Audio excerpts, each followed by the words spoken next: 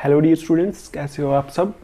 तो आज मैं स्टार्ट करने जा रहा हूँ क्लास 12th का ऑनलाइन बैच। हमारा जो टारगेट है, ये जो ऑनलाइन में पढ़ा रहा हूँ इसका टारगेट है हमारा एक तो JNK बोर्ड एग्ज़ाम और CBSE एग्ज़ाम और बाकी जो बोर्ड के एग्ज़ाम होते हैं 12th के, उनके लिए ये मैं पढ़ा रहा हूँ।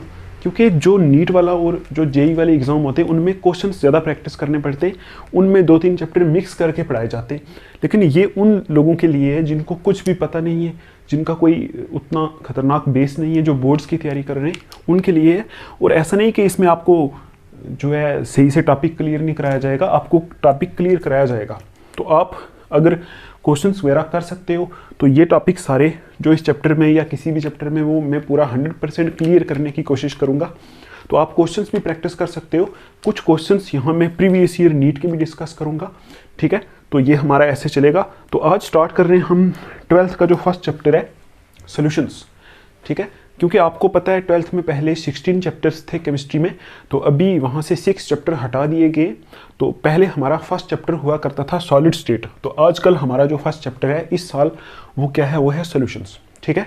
तो पहले आप क्या याद रखोगे, आपने अगर बोर्ड्स की तैयारी करनी है, बहुत अच्छे से मार्क्स लेने, CBSE एग्ज़ाम भी हो सकता है वो या कोई और बोर्ड हो सकता है, ठीक है। तो वहाँ आप ये वाली वीडियोस देख के कर सकते हो। और मेरी इतनी गारंटी है कि सिर्फ मेरे वाला ही जो मैं कराऊंगा वही थ्योरी आप पढ़ के, जो कुछ क्वेश्चंस कराऊंगा कुछ आप NCERT प्रैक्टिस करके आप बहुत अच्छे मार्क्स बोर्ड्स में ले सकते हो। आप 96-97% मार्क्स जो है केमिस्ट्री में ले सकते हो, इतनी मेरी गारंटी है, ठीक है। तो चलो अब हम देखते हैं कि ये जो सॉल्यूशन चैप्टर है, ये सॉल्यूशन चैप्टर है जो इसमें हम क्या क्या स्टडी करने वाले हैं। तो आप सब ने 11th में some basic concept of chemistry में कुछ ना कुछ पढ़ा था, कुछ ना कुछ देखा था सॉल्यूशन क्या होता है, ठीक है। उसकी कुछ कंसंट्रेशन टर्म्स देखी थी, जैसे मोलैरिटी, मोलैलिटी, ये कुछ देखा था, ठीक है। तो आज देखो पहले हम थोड़ा सा आउटलाइन देख लेते हैं कि इस पूरे चैप्टर में हम क्या पढ़ेंगे, कैसे पढ़ेंगे, ठीक है। तो मैंने यहाँ लिख दिया है व्हाट टू स्टडी, ठीक है। क्या पढ़ना है, पहली जो हमारी वीडियो होगी देखो उसमें हम पढ़ेंगे सॉल्यूशन इन इट्स टाइप्स, ठीक है। एक बार आप देख लो कैसे पढ़ने वाले हैं। हम पहले टॉपिक पढ़ेंगे सॉल्यूशन क्या होता है, ठीक है, उसकी बेसिक डिटेल देखेंगे और उसकी टाइप्स क्या क्या होती हैं वो देखने वाले। उसके बाद हम देखेंगे कॉन्सेंट्रेशन टर्म्स, मतलब सॉल्यूशन बनाया है तो फिर उसकी कॉन्सेंट्रेशन जो होती है उसको निकालने के लिए हमारे पास कुछ टर्म्स होती हैं जिनको molarity, molality, strength, mass percentage, ये चीज़ें होती हैं, वो हम देखेंगे इसमें चैप्टर में। उसके बाद हमारा एक टॉपिक आता है जिसको बोलते हैं सॉल्युबिलिटी, सॉल्युबिलिटी वाला टॉपिक देखेंगे। उसके बाद हम देखेंगे solubility of solids in liquids और solubility of gases in liquids. ये 2 टॉपिक हम देखने वाले हैं इसमें सॉल्युबिलिटी वाले में। उसके बाद इसी में बीच में कहीं आ जाएगा हमारा हेनरीज लॉ, ये हेनरीज लॉ देखेंगे, इसकी एप्लीकेशंस वगैरह देखेंगे। उसके बाद आएगा हमारा रोल्स लॉ, ठीक है, ये रोल्स लॉ पढ़ेंगे और साथ में ये वेपर प्रेशर को डिस्कस करता है, तो roles law and vapour pressure ये चीज़ें डिस्कस होंगी, ठीक है। तो इसके बाद हमारा जो मेन और इंपॉर्टेंट पार्ट आता है वो आता है कॉलीगेटिव प्रॉपर्टीज़। तो हम पढ़ेंगे इसके बाद कॉलीगेटिव प्रॉपर्टीज़, और कॉलीगेटिव प्रॉपर्टीज़ में कुछ प्रॉपर्टीज़ हमें पढ़नी है। जैसा ये लिखा है मैंने RLOVP, इसका मतलब है relative lowering of vapour pressure, इसका मतलब है एलिवेशन इन बॉइलिंग पॉइंट, इसका मतलब है डिप्रेशन इन फ्रीजिंग पॉइंट, ये है हमारा ऑस्मोटिक प्रेशर। तो ये वाली कुछ 4 कॉलीगेटिव प्रॉपर्टीज़ हम डिस्कस करेंगे। उसके बाद जो NCERT में टॉपिक होता है एबनॉर्मल मोलर मासेस या फिर एबनॉर्मल मॉलिक्यूलर मासेस, वो डिस्कस करेंगे। फिर देखेंगे हम विंट हाफ फैक्टर, और इसमें कुछ ऐसा कुछ टॉपिक होता है van't Hoff factor, degree of association, degree of dissociation, ऐसा कुछ वो हम यहाँ डिस्कस करने वाले हैं। उसके बाद हम कुछ न्यूमेरिकल्स करेंगे, और कुछ न्यूमेरिकल्स जो है मैं हर टॉपिक के बाद आपको वीडियो में कराऊंगा, समझाने के लिए कोशिश करूँगा मैं। और लास्ट पे ये मैंने लिखा है प्रीवियस ईयर, जो हमारे JK बोर्ड में या किसी और एग्जाम में जो प्रीवियस ईयर क्वेश्चंस आते हैं वो भी हम इस पूरी सीरीज में डिस्कस करेंगे, ठीक है। तो इस चैप्टर की जो टोटल वीडियोस बनने वाली हैं वो बनने वाली हैं 7 से 8, ठीक। मैं एक वीडियो थोड़ी लेंथी करके बनाऊंगा ताकि आपको ज़्यादा भारी वीडियोस ना देखनी पड़े। आप क्या करो, एक दिन एक वीडियो देखो, और 7 अगर वीडियोस होंगी तो 7 दिन में आपका चैप्टर कवर हो जाएगा। तो उसके बाद आप रिवाइज करोगे। मैं कुछ ऐसा भी करूँगा कि आपके टेस्ट भी ले लिए जाएँ यहाँ ही, ठीक है।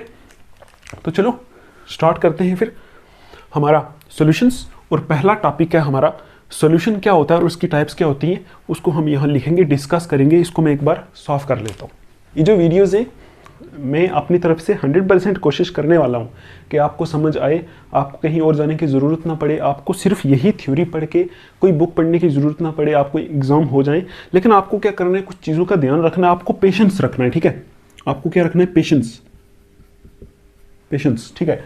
पेशेंस रखना है और अपने पे कॉन्फिडेंस रखना है और मेरे पे थोड़ा सा ट्रस्ट रखना है, तब जाके आप इन पे क्या कर पाओगे, ये कर पाओगे। तो चलो स्टार्ट करते हैं। पहले देखो, वीडियो लंबी का मतलब ये है कि बहुत सारी चीज़ जो है एक वीडियो में कवर हो जाएगी, आपको ज़्यादा वीडियोस नहीं देखनी पड़ेंगी, ठीक। अब देखो क्या लिखा है, what is a solution.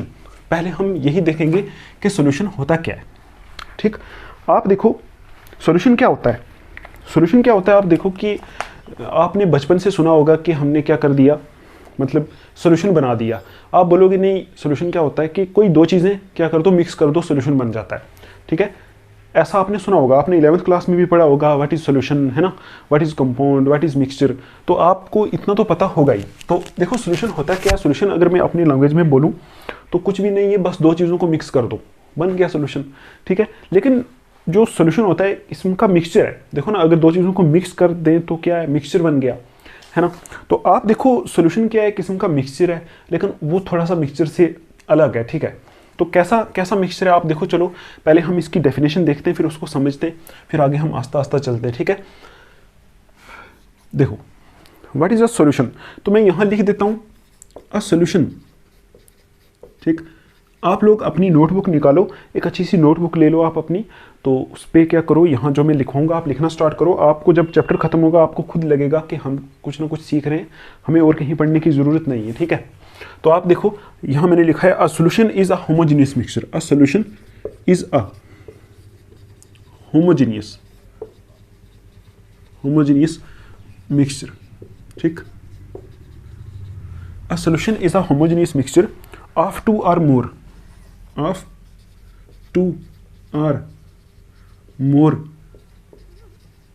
Substances, ठीक है। सॉल्यूशन क्या होता है, एक होमोजेनियस मिक्सचर होता है दो या दो से ज़्यादा सब्सटेंसेस का, विच lose their individual identities, which lose their individual identities,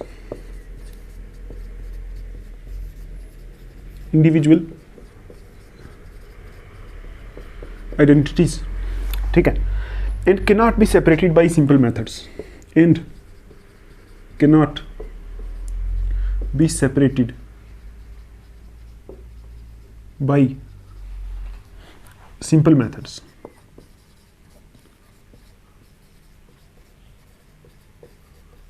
ठीक। आप देखो ये जो डेफिनेशन है, इस डेफिनेशन को पढ़ के आपको समझ आएगा कि सॉल्यूशन क्या होता है, ठीक है। तो आप देखो यहां मैंने लिखा है a solution is a homogeneous mixture. मैंने अभी आपको बोला था सॉल्यूशन क्या होता है, किस्म का मिक्सचर है। तो आपको पता है मिक्सचर दो किस्म के होते हैं, कौन कौन से मिक्सचर होते हैं, एक होता है होमोजेनियस, एक होता है हेटेरोजेनियस, ठीक है। तो पहले आप थोड़ा सा ये समझ लो कि होमोजेनियस मिक्सचर क्या होता है, ठीक है, फिर आपको पता चलेगा सॉल्यूशन क्या होता है। सपोज देखो पूरी वीडियोज में हम क्या करेंगे, कुछ बीकर बनाएंगे यहाँ, ठीक है। यहाँ देखो हमने क्या किया, सपोज ये एक बीकर बना दी मैंने। बीकर क्या होता है, बीकर होता है कोई बर्तन जिसमें हम केमिस्ट्री लैब में क्या करते हैं, कोई रिएक्शन करते हैं, उसको बीकर बोल दो आप, ठीक है। आप देखो सपोज यहाँ ये बीकर है, इसके बीच में क्या पड़ा हुआ है, वाटर पड़ा हुआ है, ठीक। आ रही है समझ आपको, देखो इसमें पड़ा है वाटर। आप देखो मैं क्या कर रहा हूँ, इसके बीच क्या डाल रहा हूँ, ऊपर से ऑयल डाल रहा हूँ, तेल डाल रहा हूँ, ठीक है। और एक जगह और बीकर है, ऐसी एक और बीकर है, उसमें पड़ा हुआ है वाटर, ठीक, वाटर पड़ा हुआ है, ठीक है। उसके बीच में मैं डाल रहा हूं, सपोज आप डाल दो क्या, सपोज आपको पता है एक रेड कलर का एक शरबत मिलता है, उसको बोलते हैं रूह अफ़ज़ा, ठीक है। वो रूह अफ़ज़ा डाल दो यहाँ, रूह अफ़ज़ा, ठीक। या आप ऐसा बोल सकते हो, इसमें आप क्या डाल सकते हो, सॉल्ट डाल सकते हो, ठीक है। आप देखो ये जो दो बीकर हैं, इसमें कैसे हम करेंगे। देखो बीकर आपको पता है क्या होता है, कोई बर्तन जिसमें हम कोई एक्सपेरिमेंट करते हैं, कोई सोल्यूशन बनाते हैं, कोई चीज़ों को मिक्स करते हैं। देखो यहाँ पानी है, तो यहाँ मैंने इसके ऊपर डाल दिया क्या, तेल, ऑयल डाल दिया, ठीक है। आपको पता है ऑयल जो है वो क्या करेगा, यहाँ ही कहीं रहेगा, ऊपर इधर रहेगा, ठीक। पता है ना आपको, जो तेल होता है वो पानी के बीच में मिक्स होता ही नहीं, वो क्या करेगा, कहीं ऊपर वाली साइड ही रहेगा, ठीक है। और ये जो दूसरी बीकर है इसमें मैंने वाटर डाला है, ऊपर से मैंने डाला है सॉल्ट, ठीक। आपको पता है सॉल्ट क्या करेगा, इसके बीच में पूरा घुल जाएगा, ठीक है, पूरा सॉल्ट बीच में घुल जाएगा। या आप ऐसा बोल सकते हो, अगर आप रूह अफ़ज़ा जो होता है ना, रूह अफ़ज़ा वो इसमें डालोगे सपोज समझाने के लिए, तो वो क्या होगा, रूह अफ़ज़ा पूरा इसमें घुल जाएगा, है ना। लेकिन आप देखो अभी इसमें और इसमें क्या डिफरेंस है। इसमें देखोगे अगर आप तो वाटर की अलग से क्या दिखेगी, एक लेयर दिखेगी, या आप बोलोगे वाटर का अलग से फेस दिखेगा, एक फेस वाटर का दिखेगा और दूसरा फेस यहाँ से किसका दिखेगा, ऑयल का, ठीक है। ऑयल और वाटर का क्या दिखेगा, अलग अलग फेस दिखेगा, ठीक। तो आप देखो जहाँ ऑयल और वाटर का अलग अलग फेस दिख रहा है, तो आप बोलोगे ये वाला क्या बनाया हमने, बीकर में जब मिक्स किया ना तो सोल्यूशन बना ना, मिक्सचर बना, ठीक है। तो ये जो मिक्सचर है इसमें दो अलग अलग फेस दिख रहे हैं, एक ऑयल का फेस दिख रहा है, एक वाटर का फेस दिख रहा है, ठीक है। आ रही है समझ आपको। देखो ऑयल का फेस और वाटर का फेस क्या हो रहा है, अलग अलग दिख रहा है। तो इसका मतलब ऐसे मिक्सचर को हम क्या बोलते हैं, हेटेरोजेनियस मिक्सचर, ठीक है, ठीक, हेटेरोजेनियस मिक्सचर। अब आप देखो ये हेटेरोजेनियस मिक्सचर है, ये जो हेटेरोजेनियस मिक्सचर होता है ना, इसके कंपोनेंट को हम आसानी से अलग कर सकते हैं। कंपोनेंट का मतलब है वो चीज़ जिससे ये मिक्सचर बना हुआ है उसको हम आसानी से अलग कर सकते हैं। कैसे कर सकते हैं, आप बोलोगे हाथ से ये ऑयल वाला पार्ट उठा के बाहर फेंक दो तो हो गया अलग, ठीक। लेकिन अब देखो दूसरी जगह जहाँ ये हमारी जो बीकर है, ठीक है, इस बीकर में क्या पड़ा हुआ है, वाटर पड़ा हुआ है और बीच में रूह अफ़ज़ा पड़ा है। आपको पता है जब पानी में रूह अफ़ज़ा मिलाओगे तो वो पूरे का पानी क्या हो जाएगा, पूरे का पूरा पानी रेड कलर का आ जाएगा पूरा। तो आप बोलोगे इसमें पूरे का पूरा आपको क्या दिखेगा, वन फेस दिखेगा।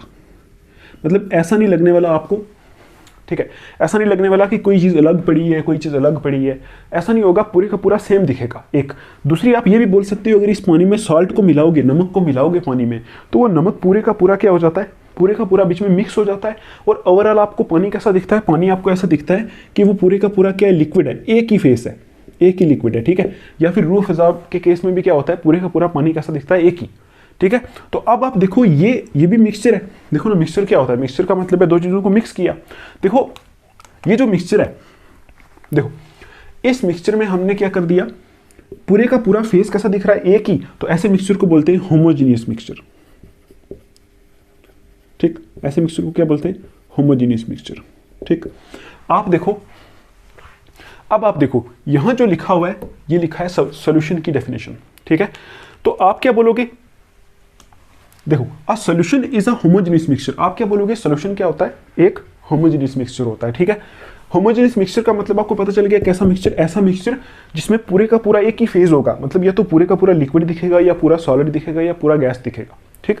ये क्या होता है, होमोजेनियस मिक्सचर होता है। और यहाँ लिखा है solution is a homogeneous mixture of two or more substances, मतलब दो या दो से ज्यादा सब्सटेंसेस का मिक्सचर होता है। और कौन सा मिक्सचर होता है, homogeneous mixture which lose their identity, ठीक है, विच lose their individual identities and can not be separated by simple methods. मतलब यहाँ लिखा हुआ है कि जो सॉल्यूशन के बीच में जो सब्सटेंसेस होते हैं, मतलब जो दो चीजों को हमने मिक्स किया, वो अपनी आइडेंटिटी खो देते हैं वहां, ठीक है।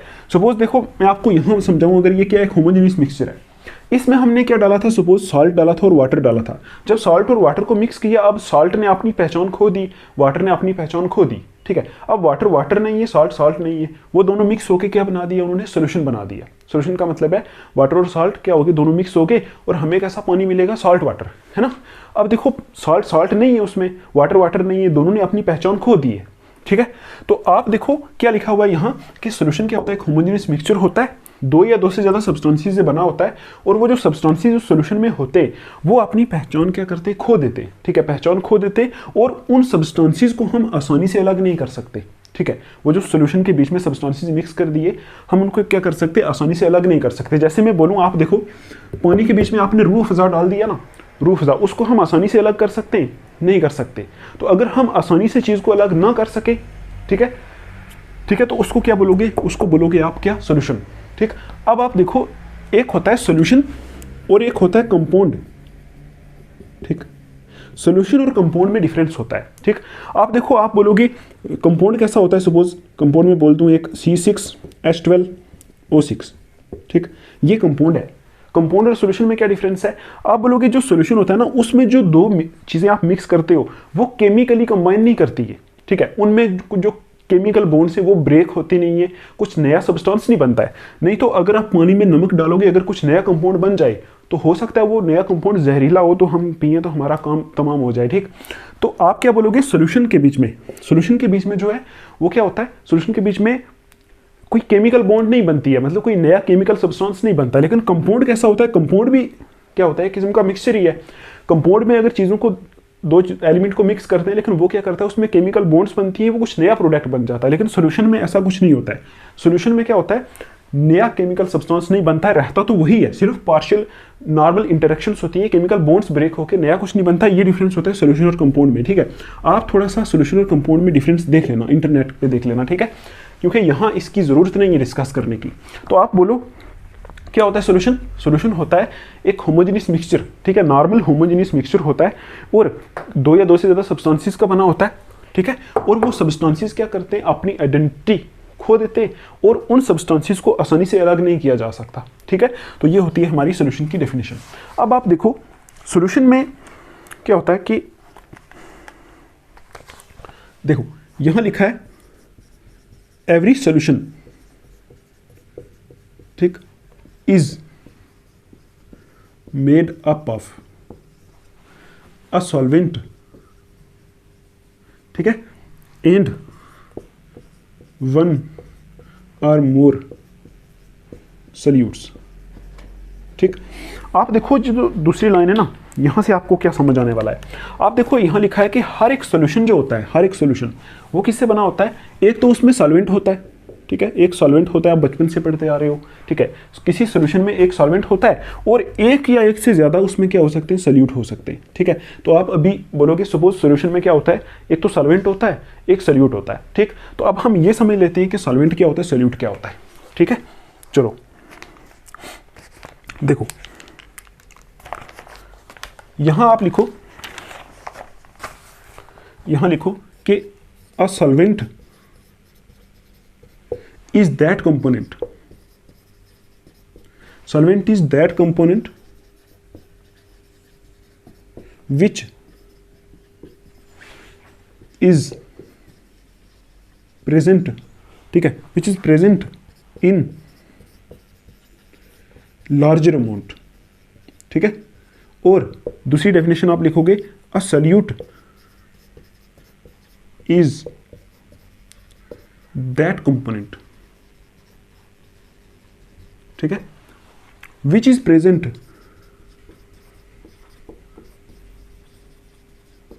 In smaller amount. आप सबको ये पॉइंट्स पूरे लिखने हैं अपनी नोटबुक पे, लिखना है बस, लिख के रिवीजन करनी है, बाकी कोई बुक नहीं पढ़नी है, वो सब मेरी रिस्पॉन्सिबिलिटी है। मैं आपको 100% क्लियर कराने की ट्राई करूंगा, ठीक है। Which is present in smaller amount, ठीक।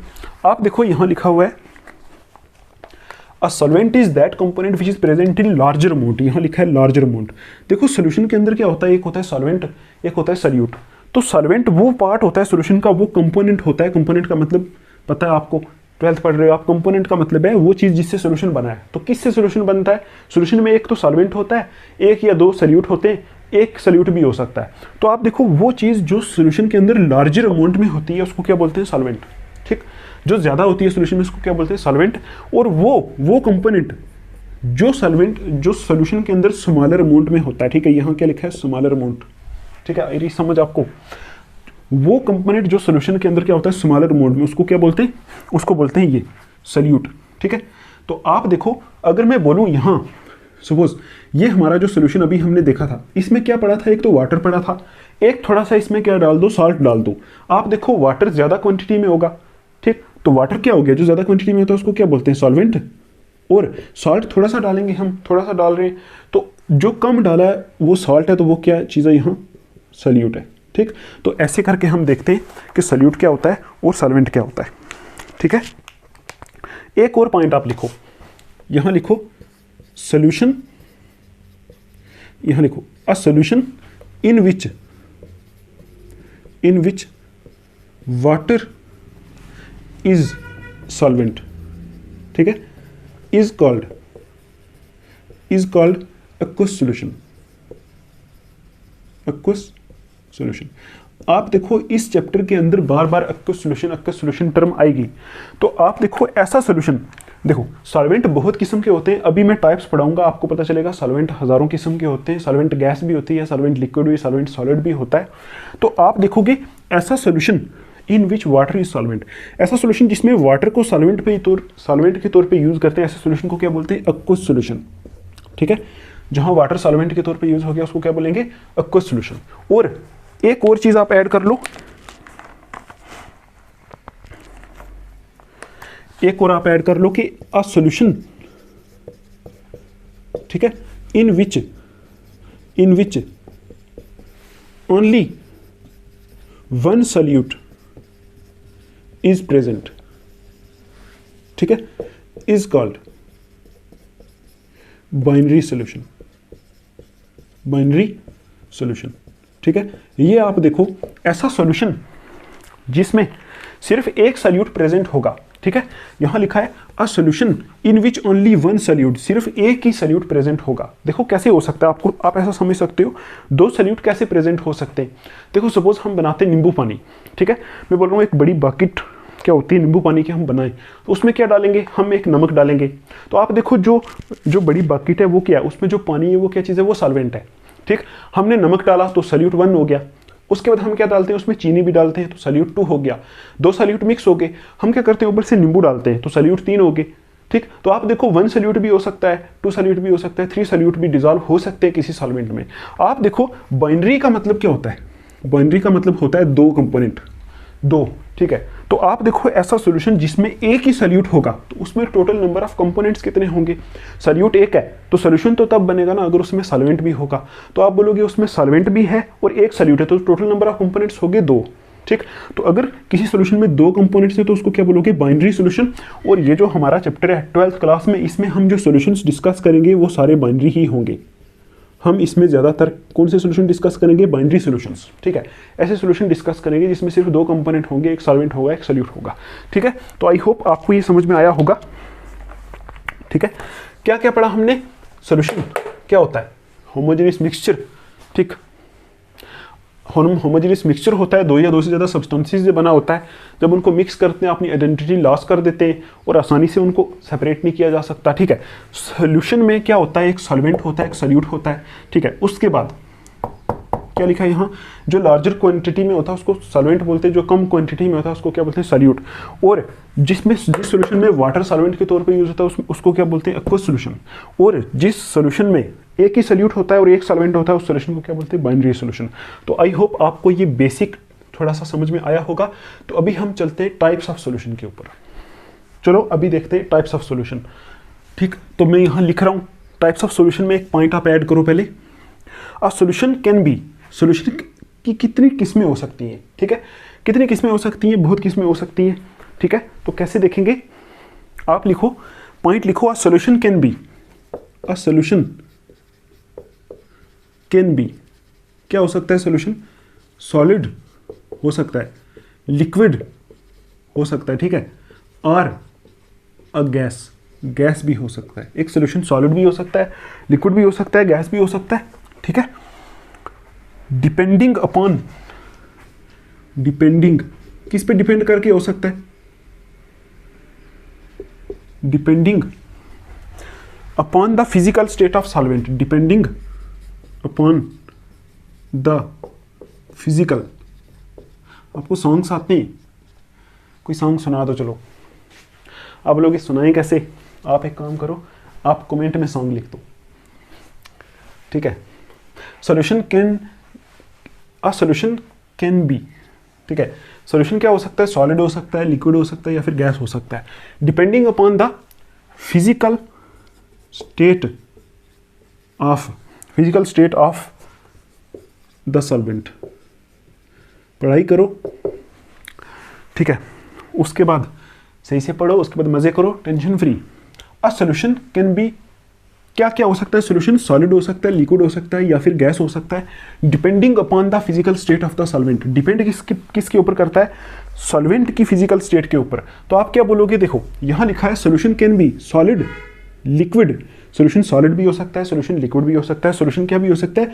गैस भी हो सकता है। तो आपसे कोई पूछ ले कितने किस्म का सोल्यूशन होता है, आप बोलोगे 3 किस्म का। ठीक, कौन कौन सा? Solid, liquid, gas. ठीक है, तो आप देखो डिपेंड किस पे करता है? Physical state of the solvent के ऊपर। आपको पता है फिजिकल स्टेट का मतलब क्या होता है? फिजिकल स्टेट का मतलब है कि कोई चीज़ सॉलिड है, लिक्विड है या गैस है। ठीक, तो यहाँ किसके ऊपर डिपेंड करता है? सॉल्वेंट की फिजिकल स्टेट के ऊपर। ठीक, तो आप बोलोगे अगर सॉल्वेंट क्या है? सॉलिड है, तो सोल्यूशन भी कैसा होगा? सॉलिड। अगर सॉल्वेंट क्या है? लिक्विड है, तो सोल्यूशन भी कैसा होगा? लिक्विड। अगर सॉल्वेंट क्या है? गैस है, तो सोल्यूशन भी कैसा होगा? गैस। तो अब आप लिखो पहली टाइप। पहली टाइप बताओ कौन सा कलर आपको पसंद है? ठीक है, एक बोल रहा है रेड, तो फर्स्ट सोल्यूशन कौन सा होगा? सॉलिड। कौन कौन सा हो सकता है? Solid, liquid, gas. तो सॉलिड सॉल्यूशंस पहले देख लेते हैं। ठीक है, सॉलिड सॉल्यूशंस। ठीक है, तो बताओ इसकी डेफिनेशन क्या लिखें? अभी हमने देखा ऐसा सॉल्यूशन जिसमें सॉल्वेंट क्या होगा? सॉलिड, उसको क्या बोलोगे? Solid solution. क्योंकि सॉल्यूशन जो है वो किस पे डिपेंड करता है? फिजिकल स्टेट ऑफ सॉल्वेंट पे डिपेंड करता है। तो आप लिखोगे सॉल्यूशंस, ठीक है, इन विच, अंग्रेजी, in which solvent is solid, solvent is solid. ऐसा सॉल्यूशन जिसमें सॉल्वेंट सॉलिड हो उसको क्या बोलते हैं? बोलो। Solutions in which solvent is solid are called, ऐसे सॉल्यूशंस को क्या बोलते हैं? Solid solutions. ठीक है, ऐसे सॉल्यूशन को क्या बोलते हैं? Solid solutions. अब आप देखो ये जो सॉलिड सॉल्यूशन है ये क्या होता है? ये जो सॉलिड सॉल्यूशंस होते हैं ये 3 किस्म के होते हैं। तो आप लिखोगे दीज आर ऑफ 3 टाइप्स। ठीक, 3 टाइप्स के क्या होते हैं? सॉलिड सॉल्यूशंस होते हैं। ठीक है, तो देखो ये जो सॉलिड सॉल्यूशंस होते हैं वो भी 3 किस्म के, लिक्विड सॉल्यूशन भी 3 किस्म के, गैसी सॉल्यूशन भी 3 किस्म के। तो टोटल कितने किस्म के सॉल्यूशन हो गए? 3 3 6 3 9। ठीक है, 9 किस्म के टोटल सॉल्यूशंस होते हैं, वो हम पढ़ेंगे। अब आप देखो जो सॉलिड सॉल्यूशन है, ये वाला जो सॉलिड सॉल्यूशन है, इनकी 3 टाइप्स कौन कौन सी होंगी? तो आप लिखो पहली टाइप ए। बताओ सॉल्यूशन ऑफ, आप मुझे बताओ ये जो सॉलिड सॉल्यूशन है इसमें सॉल्वेंट क्या होगा? सॉल्वेंट इसमें क्या होगा? सॉलिड। ठीक है, और सॉल्यूट कौन कौन सा हो सकता है? देखो दुनिया में कितने किस्म का मैटर है, कितने किस्म की चीज़ें, एक तो सॉलिड है, एक लिक्विड है, एक गैसेज है। तो आप देखो सॉलिड, लिक्विड, गैस में से मैंने सॉलिड को क्या मान लिया? यहाँ सॉल्वेंट मान लिया। और सॉल्यूट कैसा हो सकता है? देखो सॉल्यूट लिक्विड भी हो सकता है, सॉल्यूट सॉलिड भी हो सकता है, सॉल्यूट गैस भी हो सकता है। ठीक है, तो आप लिखोगे पहला सॉल्यूशन कैसा होगा? Solution of solid in solid, solid in solid. ठीक, ये एक किस्म का सॉल्यूशन है। दूसरा बी, बताओ solution of liquid in solid. ठीक, और तीसरा C, solution of gas in solid. ठीक, देखो आप देखो, आप खुद देखो, ये जो सॉलिड सॉलिड सॉलिड 3 लिखे ये तो सॉल्वेंट है, क्योंकि अभी हमने देखा जो सॉलिड सॉल्यूशंस होते हैं उनमें सॉल्वेंट क्या होता है? सॉलिड। ठीक है, ये तो सारे के सॉल्वेंट हैं। तो हम क्या कर रहे हैं? सॉल्वेंट को एक रख रहे हैं। कौन सा सॉल्वेंट रख रहे हैं? सॉलिड। तो अगर सॉल्वेंट को सॉलिड रखेंगे तो ओवरऑल पूरा सॉल्यूशन कैसा बनेगा? सॉलिड। लेकिन हम सॉल्यूट का तो हमने नहीं देखा ना, सॉल्यूट हमने नहीं बोला कि लिक्विड होगा या कौन होगा। सॉल्यूट तीनों हो सकते हैं, सॉल्यूट सॉलिड भी हो सकता है, सॉल्यूट लिक्विड भी हो सकता है, सॉल्यूट गैसेज भी हो सकता है। ठीक है, तो आप देखो solution of solid in solid, इसका मतलब इस सॉल्यूशन में देखो ये सॉलिड इन सॉलिड का मतलब है, ये देखो ये हर जगह सॉलिड है ना, तो इसका मतलब ये क्या है? पूरा, ये पूरा सॉल्वेंट है। ये किसकी बात हो रही है? सॉल्वेंट। और ये जो पहला लिखा है solution of solid in solid, इसका मतलब ये ऐसा सॉल्यूशन है जिसमें ये सॉलिड क्या चीज़ है? ये सॉलिड उसमें सॉल्यूट है और ये सॉलिड उसमें सॉल्वेंट है। ठीक है, और दूसरा देखो solution of liquid in solid, इसमें क्या हो रहा है? ये सॉलिड सॉल्वेंट है और ये लिक्विड उसमें सॉल्यूट है। इसी तरह ये सॉलिड यहाँ सॉल्वेंट है और ये गैस यहाँ क्या है? सॉल्यूट है। तो आप क्या बोलोगे? Solution of solid in solid, इसमें क्या है? सॉल्यूट। आप ऐसे लिखो हियर, यहाँ क्या है? सॉल्यूट इज सॉलिड, सॉल्यूट क्या है? यहाँ solid, and solvent is also solid. ठीक, ये आ गया कौन सा solution? Solution of solid in solid. ठीक है, अब आप देखो solution of liquid in solid, तो इसमें क्या होगा? सॉल्यूट क्या है? आप बोलोगे सॉल्यूट ये है ना, सॉल्यूट क्या है? Solute is liquid. ठीक है, एंड सॉल्वेंट क्या है? Solvent is solid. तो ये सॉलिड सॉल्वेंट है। अब थर्ड नंबर वाला सोल्यूशन है solution of gas in solid. तो आप बोलोगे यहाँ क्या लिखोगे, यहाँ सल्यूट क्या है, सल्यूट इज गैस, यहाँ सल्यूट क्या होती है, गैस है, एंड सॉल्वेंट इज सॉलिड। ठीक है, ये चीज़ आ गई, ये आपको पता है। यहाँ इनकी डेफिनेशन देखो, एग्जाम में पहले क्वेश्चन में से एक क्वेश्चन पूछा हुआ है कि discuss different type of solutions. तो डिफरेंट टाइप्स ऑफ सॉल्यूशन है जो वो वहाँ डिस्कस करनी थी आपको। तो देखो अभी आप ऐसा बनाओगे, ये हम पढ़ रहे हैं सॉलिड सॉल्यूशन, अब इसके बाद पढ़ेंगे लिक्विड सॉल्यूशन, उसकी भी सेम ऐसी टाइप्स होंगी, फिर पढ़ेंगे गैसी सॉल्यूशन, उसकी भी टाइप्स होंगी। ठीक है, आप देखो ऐसे तो नहीं चलेगा ना कि solute is solid, solvent is liquid, solvent is solid, ये तो चलो ठीक है, ये टाइप है, लेकिन हमें एग्जांपल्स भी देखनी पड़ेगी, ऐसा सॉल्यूशन कहाँ एग्जिस्ट करता है। तो आप देखो वो जो फर्स्ट किस्म का सॉल्यूशन है, solution of solid in solid. ठीक, तो सॉलिड इन सॉलिड का मतलब हो गया वहाँ सॉल्वेंट भी क्या है, सॉलिड है, और सॉल्यूट भी क्या है, सॉलिड है, दोनों सॉलिड है। तो इसकी एग्जाम्पल पता है क्या होती है, इसकी एग्जाम्पल होती है अलाइज। अलाइज सुना आपने, अलाइज, अलाइज होते हैं, आपको पता है अलाइज जो गाड़ियों में यूज होते हैं। ठीक है, गाड़ियों के जो टायर होते हैं उनमें यूज होते हैं अलाइज। ठीक, व्हील बोलते हैं, अलाई व्हील बोलते हैं। आप देखो जो अलाई होते हैं, अलाई वो एक किस्म का सोल्यूशन है। कैसा सोल्यूशन है, आपको पता है एक अलाई जो होता है ना, उसमें एक मेटल होता है, उसके बीच में एक और मेटल डाला होता है। ठीक, आप देखो एक मेटल होता है जो थोड़ा ज़्यादा होता है, ठीक है, और एक होता है जो थोड़ा कम उसमें डाला होता है। आप देखो जो ज़्यादा मेटल है उसको क्या बोलेंगे, ये भी सॉलिड है। ठीक है, और जो ज़्यादा क्वांटिटी में उसको बोलते हैं सॉल्वेंट। ठीक, और इसके बीच में एक और मेटल डाला हुआ है, ये भी सॉलिड है, तो इसको क्या बोलते हैं, सल्यूट। तो आप देखो ऐसा सोल्यूशन, अलाई, अलाई क्या एक सोल्यूशन है, ठीक है, सॉलिड सोल्यूशन है, तो उसमें सल्यूट भी क्या है, सॉलिड है, सॉल्वेंट भी सॉलिड है। ठीक है, तो इसकी एग्जांपल क्या लिखोगे, solute of solid in solid की जो एग्जांपल है इसमें आप लिखोगे क्या होता है, इसमें अलाई होता है। तो आपको पता है अलाई की कुछ किस्में लिख दो। अलाई में एक आता है ब्रास, ब्रास एक अलाई की किस्म है। ठीक, तो यहाँ आप लिख लो ब्रास में क्या होता है, कॉपर डिजॉल्व्ड। ठीक है, कॉपर को किसमें डिजॉल्व किया होता है, डिजॉल्व्ड इन जिंक। ठीक, ये ब्रास क्या एक किस्म का अलाई है। तो यहाँ क्या होता है, कॉपर को जिंक में डिजॉल्व किया जाता है। आपको पता है कॉपर भी सॉलिड है, जिंक भी सॉलिड है, तो ये सॉल्यूशन कौन सा बन गया, सॉलिड इन सॉलिड का सॉल्यूशन बन गया। ठीक है, और एग्जांपल आप दे सकते हो कॉपर डिजॉल्व्ड, ठीक है, इन गोल्ड। कभी कभी एक अलाई और भी बनता है, उसमें गोल्ड के बीच में थोड़ा सा कॉपर क्या कर दिया जाता है, डिजॉल्व किया जाता है। कॉपर किस में डिजॉल्व किया जाता है, गोल्ड में। आप बताओ गोल्ड भी सॉलिड है, कॉपर भी सॉलिड है, तो सॉलिड इन सॉलिड हो गया ना सॉल्यूशन। तो ये अलाइज किसकी एग्जांपल्स होती है, solution of solid in solid की। ठीक है, अब आप देखो हम देखते हैं solution of liquid in solid, इसकी एग्जांपल्स देखते हैं। आप देखो लिक्विड इन सॉलिड का मतलब जो है, उसमें हमारी जो एग्जांपल्स आती हैं उसमें आता है हाइड्रेटेड सॉल्ट्स,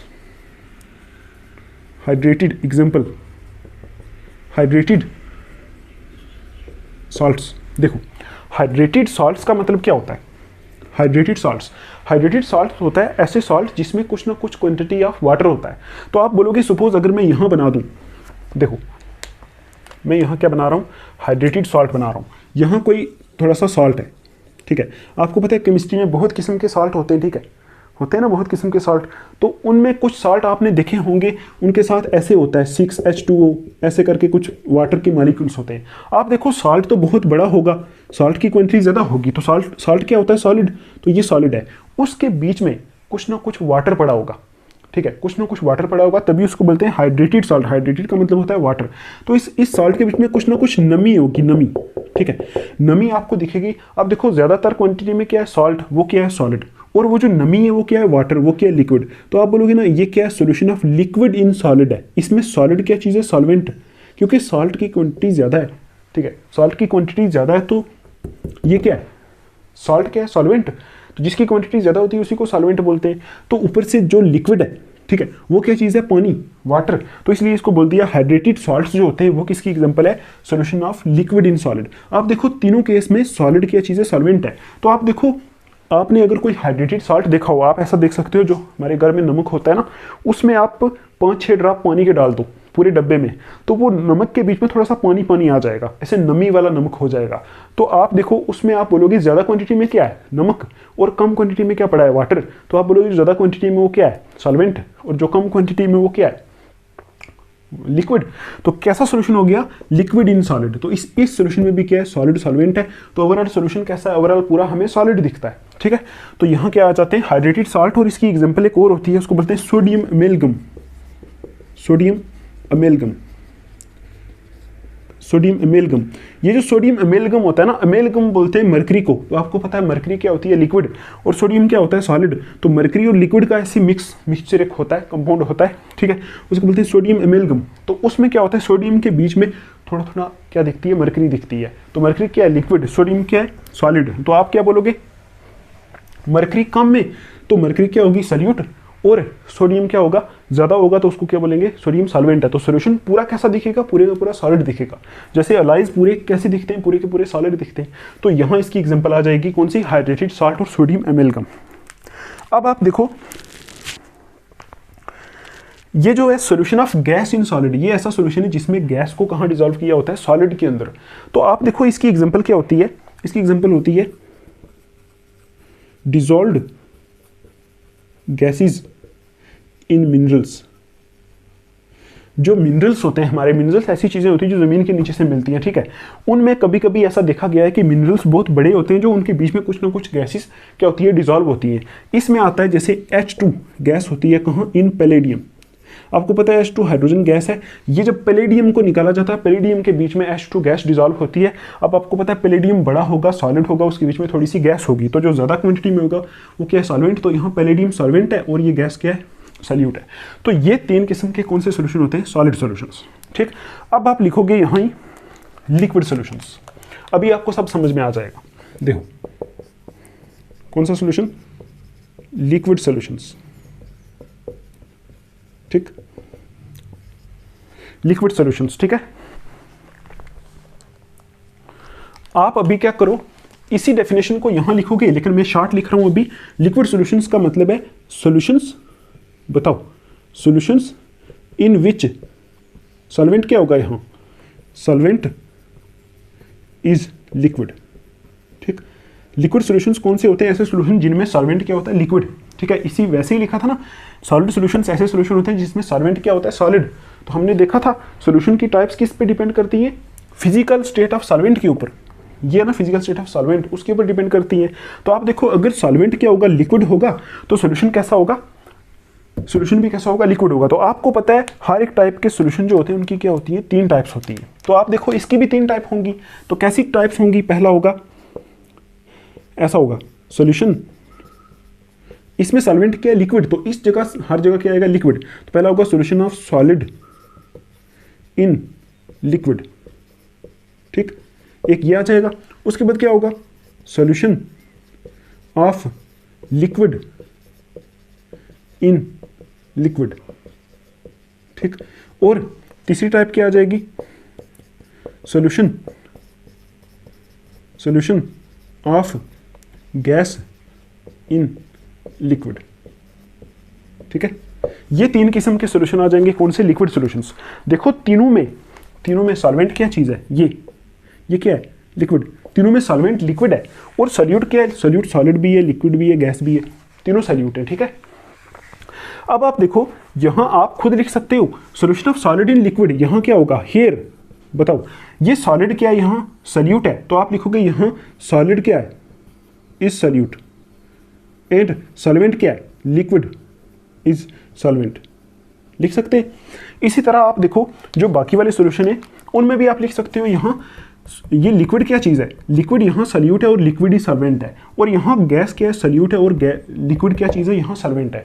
तो आप देखो इनमें हम डायरेक्ट एग्जांपल्स लिखते हैं, क्योंकि आपको पता है ये आप चीज़ खुद लिख सकते हो। आपको पता है ये वाली चीज़ जो है ये क्या है, ये सारे सॉल्यूट है और ये पूरे का पूरा क्या है, सॉल्वेंट है। तो आप खुद लिख सकते हो। पहले आप देखो इसकी एग्जाम्पल देखते हैं, solution of solid in liquid. बताओ अच्छा कोई ऐसा सोल्यूशन बता दो जिसमें लिक्विड के बीच में सॉलिड को डिसॉल्व किया जाता है।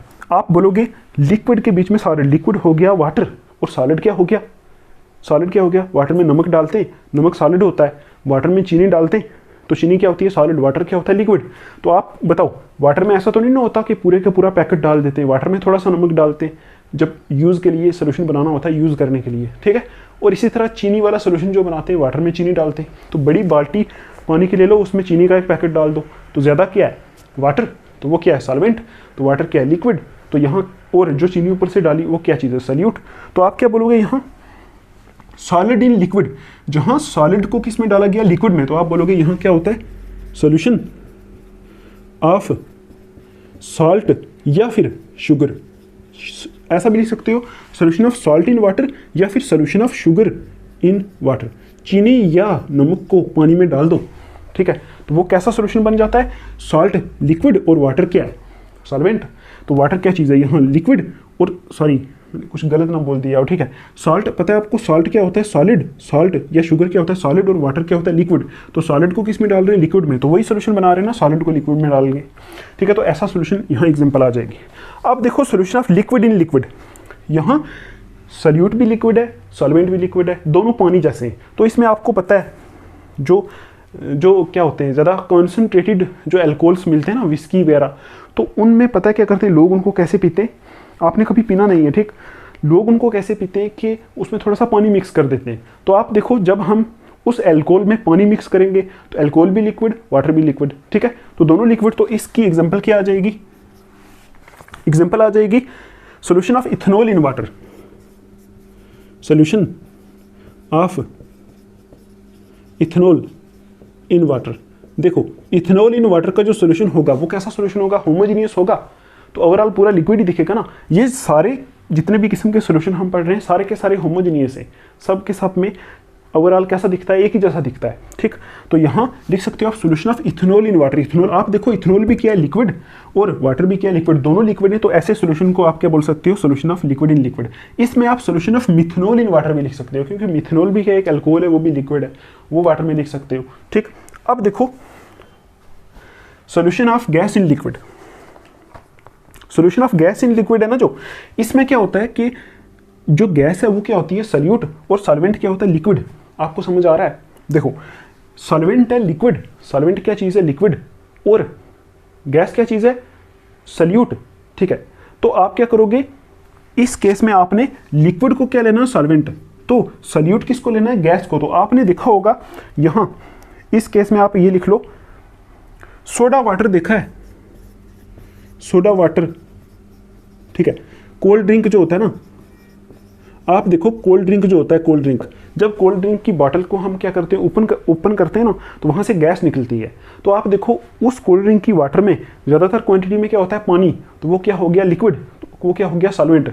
उसमें क्या होती है, कार्बन डाइऑक्साइड गैस डिजॉल्व की होती है, ठीक है। तो आप देखो उसमें गैस डिजॉल्व की होती है, तो वो कैसा सोल्यूशन है, वो solution of gas in liquid है ना, क्योंकि वहाँ जो सॉल्वेंट है वो क्या है, लिक्विड है, और सॉल्यूट क्या है, गैस, क्योंकि गैस उसमें थोड़ी कम क्वांटिटी में गैस डिजॉल्व की होती है। तो इसलिए सोडा वाटर या फिर कोल्ड वाटर क्या बोलते हैं, कोल्ड ड्रिंक, सोडा वाटर भी वैसा होता है, ठीक है, कोल्ड ड्रिंक एक ही होते हैं, दोनों एक जैसे ही, ठीक है। अब देखो ऑक्सीजन डिजॉल्व इन वाटर, ये भी होता है, ऑक्सीजन डिजॉल्व इन वाटर। आपको पता है पानी में क्या होती है, ऑक्सीजन डिजॉल्व होती है, तभी एक्वेटिक लाइफ जो है वो जिंदा रहती है। तो पानी में ऑक्सीजन डिजॉल्व है, देखो पानी ज़्यादा होता है, ऑक्सीजन उसमें कम होती है। तो पानी क्या चीज़ है, पानी हमारा लिक्विड है, और यहाँ भी तो लिक्विड है, तो जो ज़्यादा है उसको क्या बोलते हैं, सॉल्यूट। तो पानी यहाँ सॉल्यूट नहीं, सॉरी सॉल्वेंट, तो पानी यहाँ सॉल्वेंट है, और ये ऑक्सीजन यहाँ क्या है, सॉल्यूट है। तो सॉल्यूट क्या चीज़ है, गैस, और सॉल्वेंट क्या चीज़ है, लिक्विड। तो ये कैसे सॉल्यूशन होते हैं, लिक्विड सॉल्यूशंस, ठीक। अब देखो नेक्स्ट देखते हैं गैसियस सॉल्यूशंस। तो देखो गैसियस सॉल्यूशंस कैसे सॉल्यूशन होते हैं, आई होप आपको अभी तक समझ में आ गया होगा हम क्या करने की ट्राई कर रहे हैं। देखो गैसियस सॉल्यूशन ऐसे सॉल्यूशन होंगे जिसमें सॉल्वेंट क्या होगा, गैस। तो आप देखो अगर सॉल्वेंट क्या होगा, गैस, तो ओवरऑल पूरे का पूरा सॉल्यूशन कैसा हो जाएगा, गैसियस, गैस वाला। तो आप देखो 3 टाइप्स के ये भी होते हैं। पहला होता है solution of solid in gas.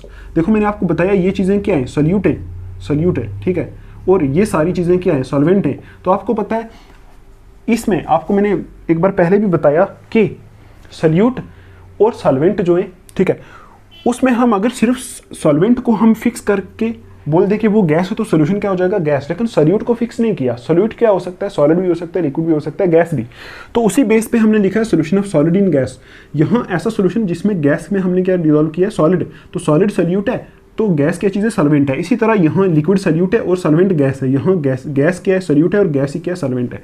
तो सीधा सीधा इसकी एग्जांपल्स देख लेते हैं। आप इनको डिफाइन खुद कर सकते हो, लिख सकते हो। Here solvent solvent is gas और सॉल्यूट इज सॉलिड, इसी तरह इसमें सॉल्वेंट इज गैस और सॉल्यूट इज लिक्विड, ऐसे करके डिफाइन कर सकते हो आप, ठीक है। तो आप देखो पहले ऐसी कोई चीज़ बताओ जहाँ सॉलिड इन गैस हो। सॉलिड इन गैस मतलब ओवरऑल पूरी गैस है, ओवरऑल पूरी गैस है, उसके बीच में कुछ ना कुछ सॉलिड पड़ा हुआ है। तो इसकी एग्जांपल होती है डस्ट पार्टिकल्स इन एयर, ठीक है। एग्जांपल होती है डस्ट पार्टिकल्स इन एयर। तो ये किसकी एग्जांपल होती है? आप मुझे बताओ एयर क्या चीज़ है? एयर गैस है, तो वो बहुत बड़ी गैस है ना। उसके बीच में कभी हवा से डस्ट पार्टिकल उड़ जाते हैं, ठीक है ना, या कभी उसमें डस्ट पार्टिकल मौजूद होते हैं पहले से, ठीक है।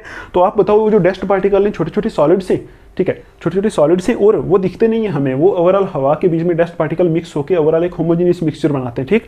तो आप बोलोगे डस्ट पार्टिकल्स इन एयर जो है वो किसकी एग्जांपल है? सॉलिड इन गैस की।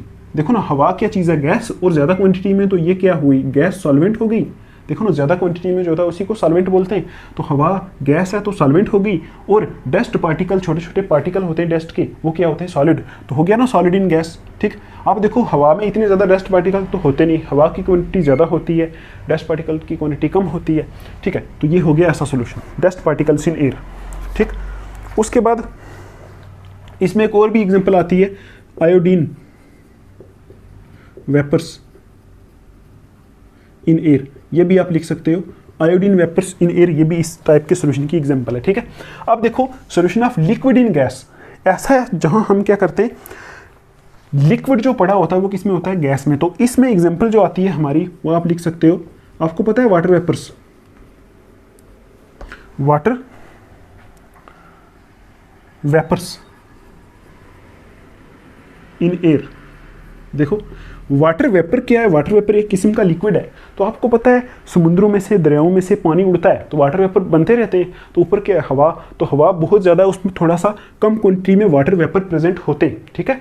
वाटर वेपर प्रेजेंट होते हैं, तो इसलिए हम बोलते हैं वाटर वेपर्स इन एयर किसकी एग्जाम्पल है? Solution of liquid in gas. क्योंकि हवा क्या चीज़ है? गैस। तो गैस क्या है? बहुत ज़्यादा, तो वो क्या है? सॉल्वेंट। और कुछ वाटर वेपर्स होते हैं, वाटर वेपर्स एक किस्म के लिक्विड है, ठीक है। तो लिक्विड इन गैस वाला सोल्यूशन हो गया कौन सा? वाटर वेपर्स इन एयर, ठीक है। इसमें आप लिख सकते हो, एक और भी एग्जांपल आती है क्लोरोफॉर्म इन नाइट्रोजन गैस, ठीक। क्लोरोफॉर्म भी एक किस्म का लिक्विड होता है नाइट्रोजन गैस में।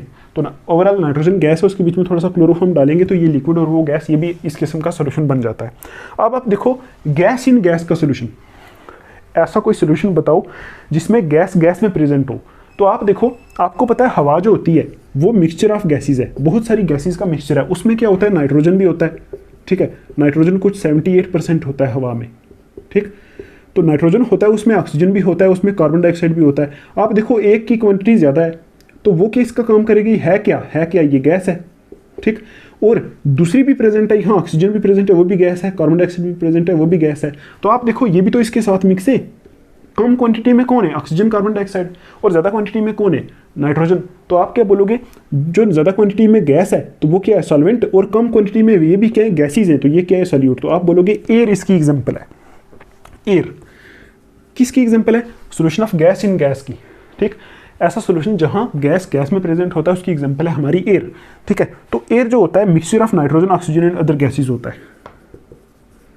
मिक्सचर ऑफ नाइट्रोजन, ऑक्सीजन, ठीक है, एंड अदर गैसेज।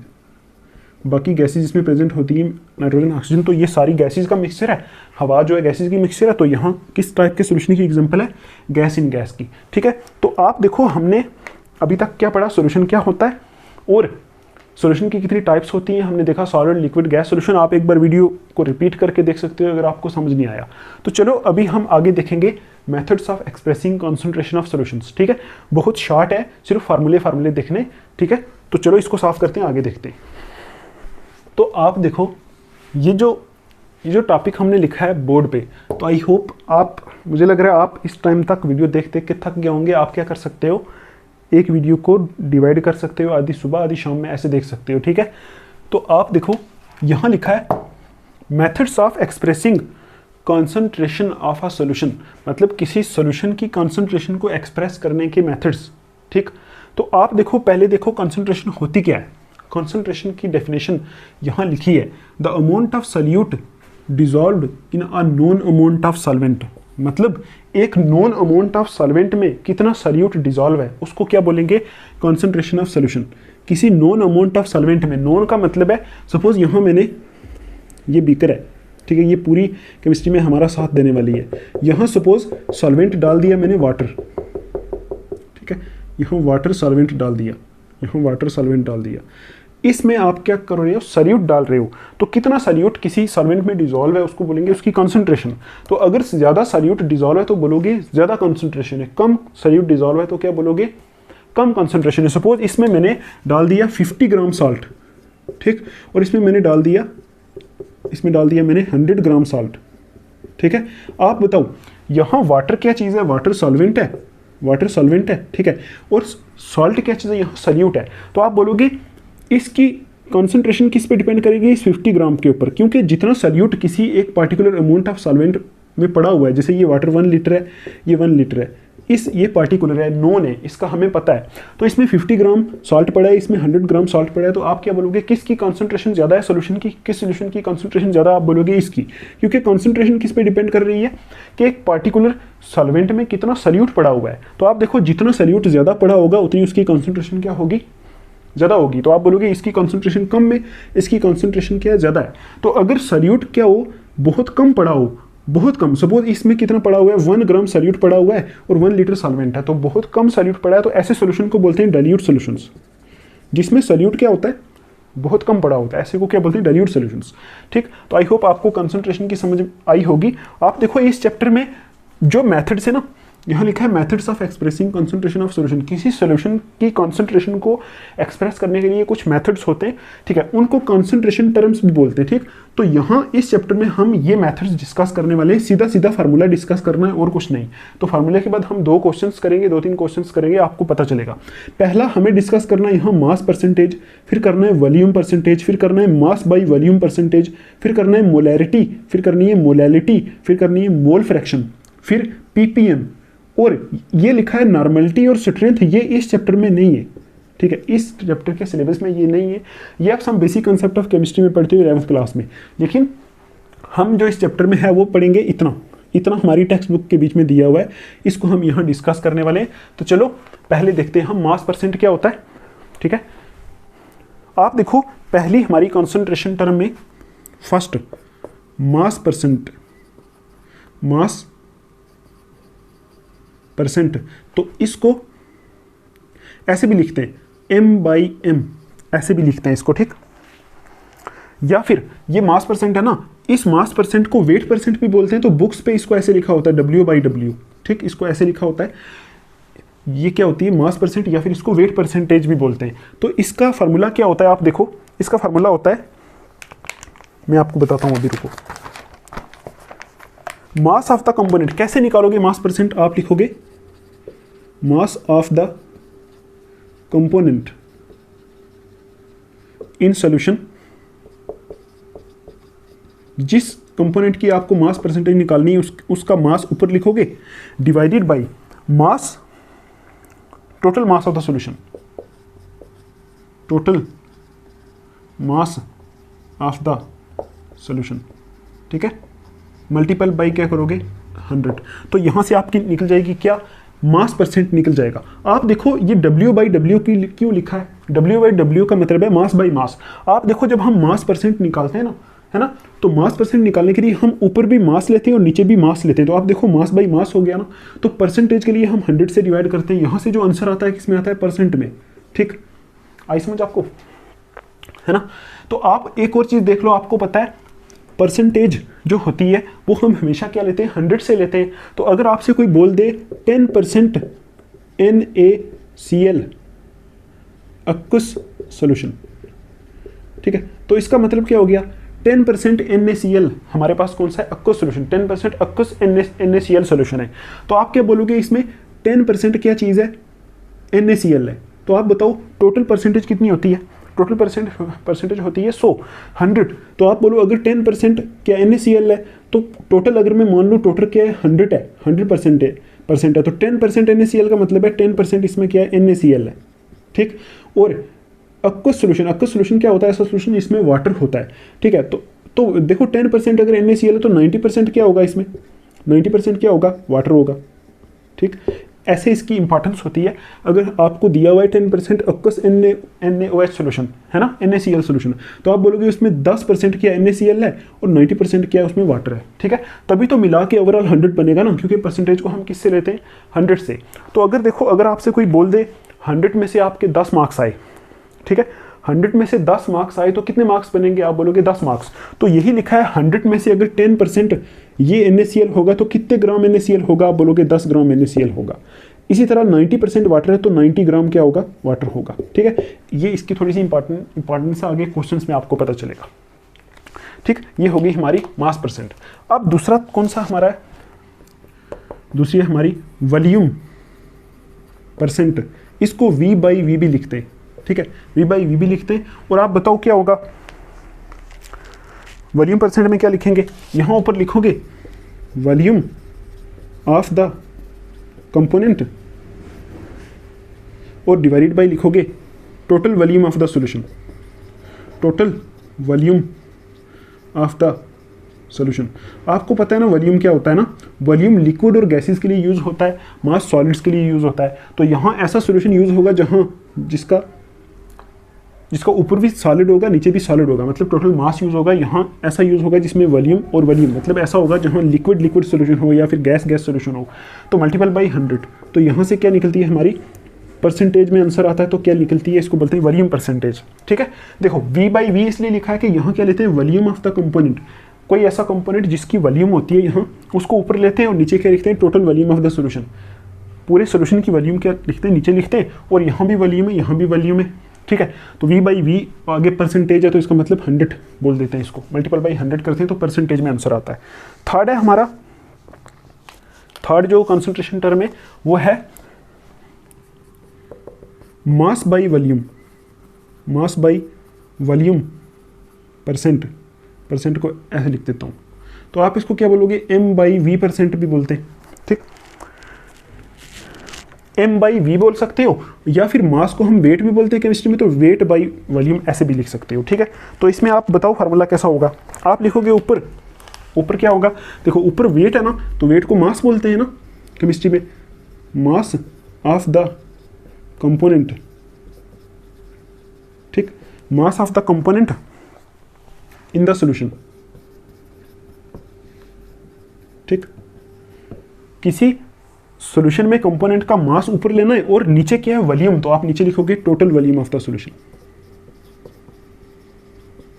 ठीक है, सॉल्यूशन की टोटल वॉल्यूम। आपको अगर वॉल्यूम परसेंटेज निकालना होगा ना, मास में वॉल्यूम परसेंट, तो ऊपर क्या लोगे? मास of the component in solution लोगे मास, और नीचे क्या लोगे? वॉल्यूम। तो मल्टीपल बाई क्या करोगे? 100। तो यहाँ से भी आंसर किस में आएगा? परसेंटेज में, ठीक है। ये तीन हो गए हमारे कौन से? परसेंटेज वाले।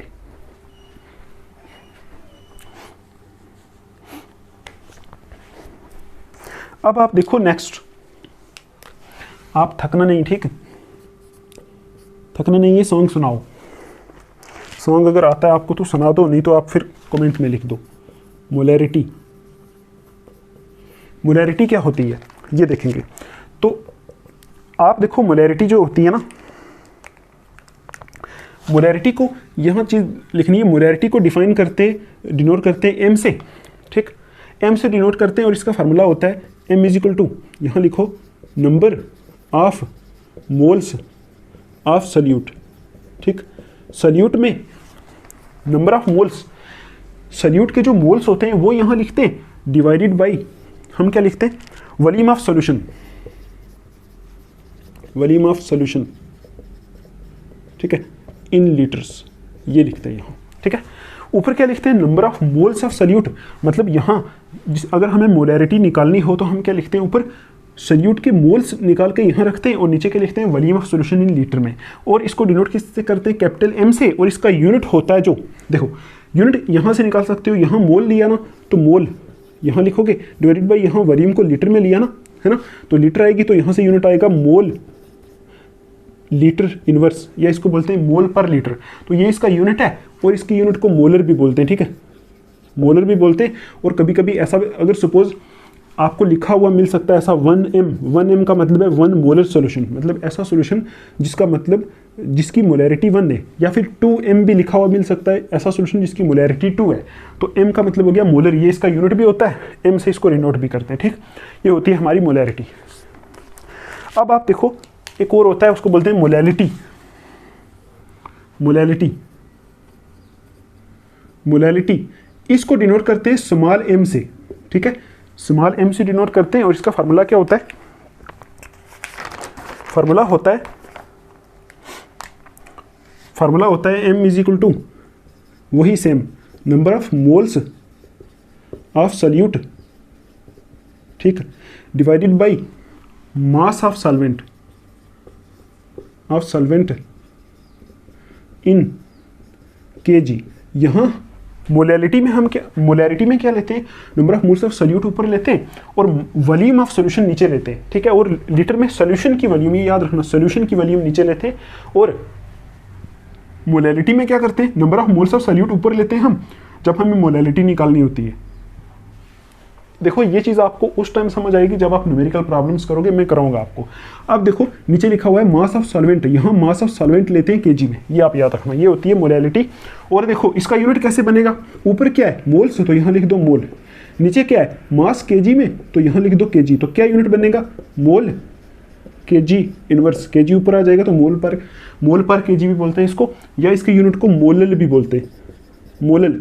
तो कहीं अगर लिखा हो 1 स्मॉल m या फिर 2 स्मॉल m, इसका मतलब है 1 मोलल 2 मोलल, मतलब ऐसा सॉल्यूशन जिसकी मोलैलिटी 2 है, ऐसा सॉल्यूशन जिसकी मोलैलिटी 1 है। ये होती है क्या? मोलैलिटी, ठीक। देखो 2 और रह गए हमारे, इनको साफ करते हैं, वो 2 भी डिस्कस कर लेते हैं। एक मेथड है हमारा इसके आगे, उसको बोलते हैं मोल फ्रैक्शन, मोल फ्रैक्शन, ठीक है। और जो मोल फ्रैक्शन होती है इसको डिनोट करते हैं काई से, ठीक। तो इसका फार्मूला क्या होता है? फार्मूला होता है, अगर किसी के मोल, आपको मोल फ्रैक्शन किसी की निकालनी है तो आप लिखोगे यहाँ formula number of moles of the component, ठीक है, डिवाइडेड बाय टोटल मोल्स, ठीक, total moles of all the components, ठीक। आपको भी तो पता चल गया होगा ना कंपोनेंट क्या होता है? कंपोनेंट वो चीज़ जिससे सॉल्यूशन बना है, ठीक। तो अगर आपको मोल फ्रैक्शन, देखो मोल फ्रैक्शन क्या होती है?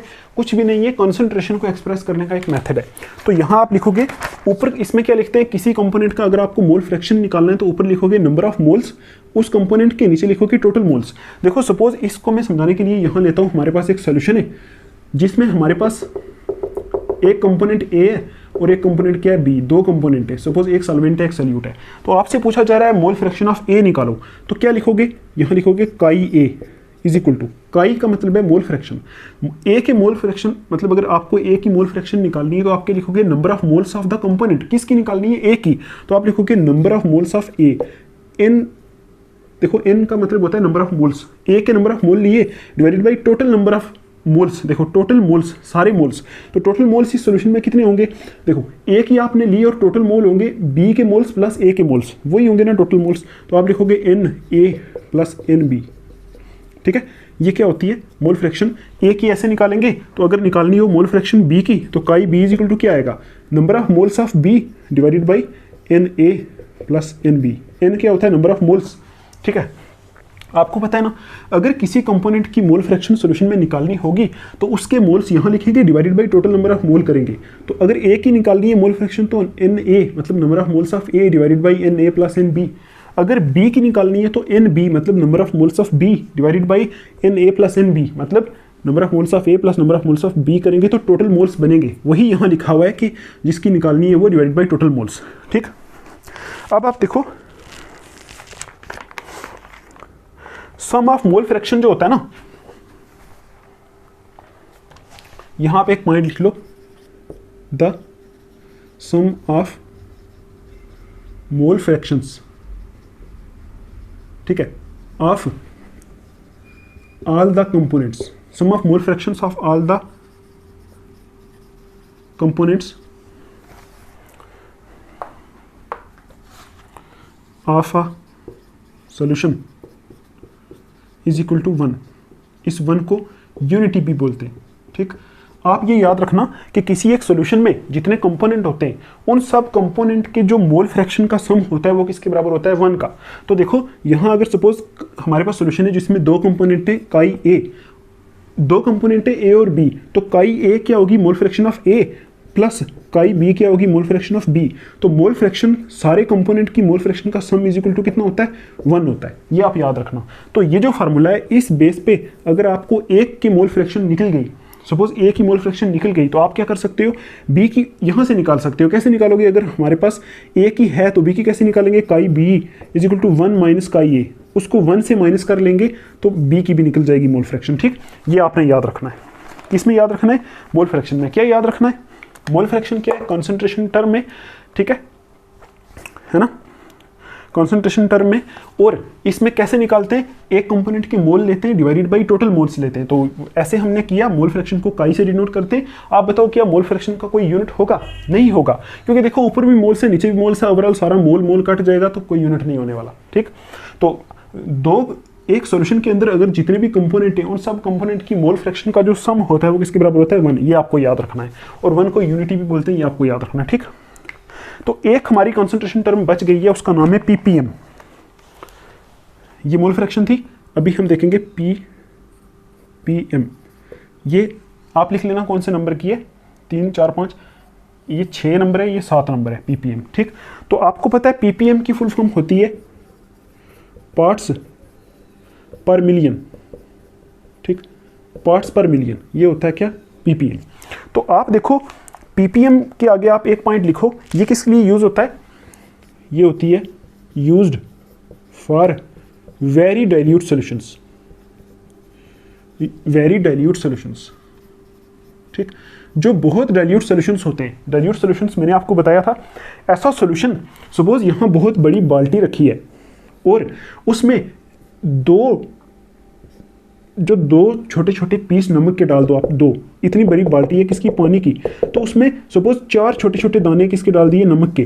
तो आप देखो इसकी इस सॉल्यूशन की कंसंट्रेशन बहुत कम होगी। कैसे कम होगी, इसमें सॉल्यूट बहुत ज़्यादा कम है। तो ऐसा सॉल्यूशन जिसमें सॉल्वेंट बहुत ज़्यादा होता है, सॉल्यूट बहुत कम होता है, उसको बोलते हैं डाइल्यूट सॉल्यूशन। तो बहुत ज़्यादा डाइल्यूट जो सॉल्यूशन होगा उसके लिए हम यूज़ करते हैं पार्ट्स पर मिलियन। ठीक है, तो आप इसके लिख लो,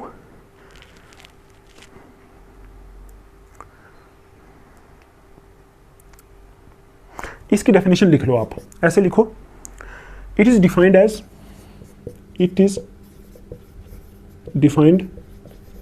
एज, कैसे डिफाइन करेंगे, mass of the, it is defined as मास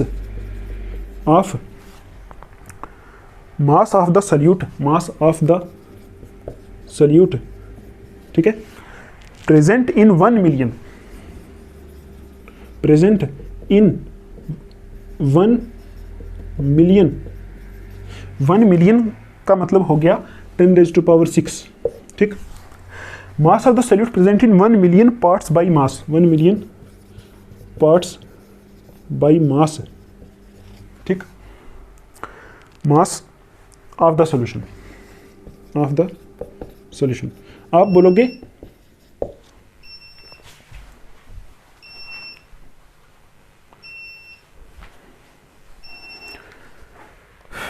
आप बोलोगे पीपीएम क्या होता है, पार्ट्स पर मिलियन।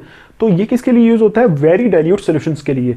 यहां डेफिनेशन लिखी है, it is defined as mass of the solute present in 1 million parts by mass of solvent. मतलब आप बोलोगे 1 मिलियन पार्ट्स का मतलब है बहुत बड़ा एक टैंक है पानी का, उसके बीच में इतना सा सॉल्ट डाला हुआ है, तो पानी बहुत ज़्यादा है, तो उसको बोलेंगे 1 मिलियन पार्ट है, बहुत ज़्यादा पानी है, बहुत ज़्यादा सॉल्वेंट है। और सॉल्यूट कितना है, बहुत कम। ठीक है, तो उसको आप क्या बोलोगे, पार्ट्स पर मिलियन। पार्ट्स पर मिलियन का मतलब हो गया कि सॉल्यूट के कुछ पार्ट्स है और सॉल्यूशन का मिलियन पार्ट है। मिलियन का मतलब बहुत बड़ा पार्ट है, मिलियन बोलते हैं 10 लाख को। ठीक, आप देखो इसकी जो होगी, जो इसका फार्मूला होगा वो कैसा होगा, यहाँ लिख देते हैं फार्मूला इसका। मैं क्या कर रहा हूँ, मैं इस पीपीएम का फार्मूला इधर लिख रहा हूँ इस जगह। ठीक, आप देखो सपोज हमें निकालना है पीपीएम। ठीक है, पीपीएम किसी कंपोनेंट ए का पीपीएम निकालना है, तो क्या होगा इसका फार्मूला होगा, सपोज ए का निकालना है ना, तो आप लिखोगे मास ऑफ ए। ठीक, यहाँ जगह नहीं है, इधर जगह नहीं, इधर लिख देते हैं, इधर लिख देते हैं, ठीक है। ppm निकालना है आपको किसी ए का, तो आप इसमें लिखोगे mass of A divided by mass of solution, mass of solution multiple by 10⁻⁶। तो ये हो जाएगा, ऐसे हम क्या निकालते हैं, ppm निकालते हैं। ये इसका क्या होता है ppm निकालने का फार्मूला। तो आप बोलोगे total mass of the solution जो है वो कितना, मिलियन मास ऑफ सॉल्यूशन के अंदर सोल्यूट कितना प्रेजेंट है, बहुत कम सोल्यूट प्रेजेंट है अगर, तो वहां क्या यूज होगा, ppm यूज होगा। तो ये थे हमारे क्या methods of expressing concentration of solutions, कि सॉल्यूशन की कंसंट्रेशन को एक्सप्रेस करने के मेथड्स। देखो इनके अभी आपको सिर्फ फार्मूले पहले नोटबुक पे लिखने, ठीक है, उसको रिवाइज करना है सही से। तो अब मैं 2 क्वेश्चन सॉल्व कराऊंगा, उससे आपको ये और क्लियर हो जाएंगे, ठीक है। तो फिर हमारी ये वीडियो खत्म, तो कल नेक्स्ट वीडियो में हम आगे बढ़ेंगे, ठीक। तो आप लोग थक के गिरने वाले होंगे, तो अभी आपको क्या करना है, थोड़ी सी और हिम्मत रखनी है, ये क्वेश्चन सॉल्व करने। देखो यहाँ पहला क्वेश्चन मैंने दिया है, ये टेक्स्ट बुक के क्वेश्चन से, ठीक। कैलकुलेट मोलैलिटी, पहले क्वेश्चन में आपको मोलैलिटी निकालनी है, और यहाँ आपको दिया है 2.5 gram of ethanoic acid in 75 gram of benzene है, ठीक। किसी सोल्यूशन में क्या किया गया है, 2.5 ग्राम इथेनोइक एसिड डिजोल्व किया गया है 75 ग्राम ऑफ बेंजीन में। तो आपको निकालनी है मोलैलिटी। तो आपको कुछ नहीं करना, सीधा फर्स्ट क्वेश्चन के लिए यहाँ सीधा मोलैलिटी का फार्मूला लिख दो, ठीक। आपको पता है मोलैलिटी का फार्मूला, अगर आपने अभी देखा हो तो मैंने लिखाया था, number of moles of solute, ठीक, divided by mass of solvent in kg। बस कुछ नहीं करना आपको, यहाँ सॉल्यूट के मोल्स रख देने, यहाँ सॉल्वेंट का मास रख देना है kg में, दैट्स इट, और कुछ नहीं है, ठीक है। तो आप देखो आप क्या करोगे, पहले देखो इसमें क्या मोल्स दिए हुए हैं, यहाँ दिया हुआ है 2.5 ग्राम ऑफ इथेनोइक एसिड है और 75 ग्राम ऑफ बेंजीन है। तो आप देखो ये 2.5 ग्राम क्या है, कम क्वांटिटी है, इसका मतलब ये सॉल्यूट है, और 75 ग्राम बेंजीन क्या ज़्यादा क्वांटिटी है, तो इसका मतलब क्या है, ये सॉल्वेंट है। तो आप देखो 2.5 ग्राम ऑफ इथेनोइक एसिड दिया है। इथेनोइक एसिड क्या होता है, ये होता है, ये इथेनोइक एसिड है, ठीक। और कितना दिया हुआ है, 2.5 ग्राम। अब आप देखो ये ग्राम में दिया हुआ है, हमें क्या चाहिए, मोल्स चाहिए। तो हम क्या करेंगे, इसकी मोल्स निकालेंगे। आपने 11th क्लास में पढ़ा होगा, मोल्स इज इक्वल टू क्या होता है, मास अपॉन मोलर मास, ये होता है। तो मास कितना दिया है, 2.5 ग्राम, ठीक है, डिवाइडेड बाई मोलर मास, जो CH3COOH है ना, इसका मोलर मास होता है, इसका मोलर मास होता है 60। पता है कैसे निकालते हैं, कार्बन का होता है 12, यहाँ करेंगे 12 प्लस ये 3 प्लस ये वाला 12 प्लस इस ऑक्सीजन का 16 प्लस इस ऑक्सीजन का 16 प्लस 1, ऐसे निकालते हैं मोलर मास। तो यहाँ से आता है 60 ग्राम पर मोल, इसका आता है मोलर मास, ठीक। आपको पता है ग्राम से ग्राम कैंसिल हो जाएगा, तो यहाँ से जो आएगा वो मोल में आएगा। तो यहाँ से इसके आते हैं हमारे पास मोल्स। अगर आप 2.5 को 60 से डिवाइड करोगे तो 0.0417 मोल्स आ जाएंगे, ठीक। तो आगे हमारे पास मोल्स, अब देखो मोल्स को कहाँ रखेंगे, मोल्स को रखेंगे number of moles of solute की जगह 0.0417, इतने मोल्स आएंगे। डिवाइडेड बाई लिखा है मास ऑफ सॉल्वेंट इन kg में मास को रखना है। तो आप देखो यहाँ 75 ग्राम बेंजीन दिया है, तो ग्राम हमें नहीं चाहिए, हमें क्या चाहिए, किलोग्राम। तो आप क्या करोगे, इस 75 ग्राम को kg में कन्वर्ट करोगे। कैसे कन्वर्ट करते हैं, देखो 75 ग्राम है, इसको किलोग्राम में कन्वर्ट करने के लिए आप करोगे 75 इंटू 10⁻³ kg कर दोगे। 10⁻³ करोगे तो किलोग्राम में कन्वर्ट हो जाएगा, ठीक। ये यूनिट कन्वर्जन आपको आता होगा, 11th क्लास में आपने पढ़ा है, some basic concept of chemistry में, ठीक है। तो यहाँ क्या आ जाएगा,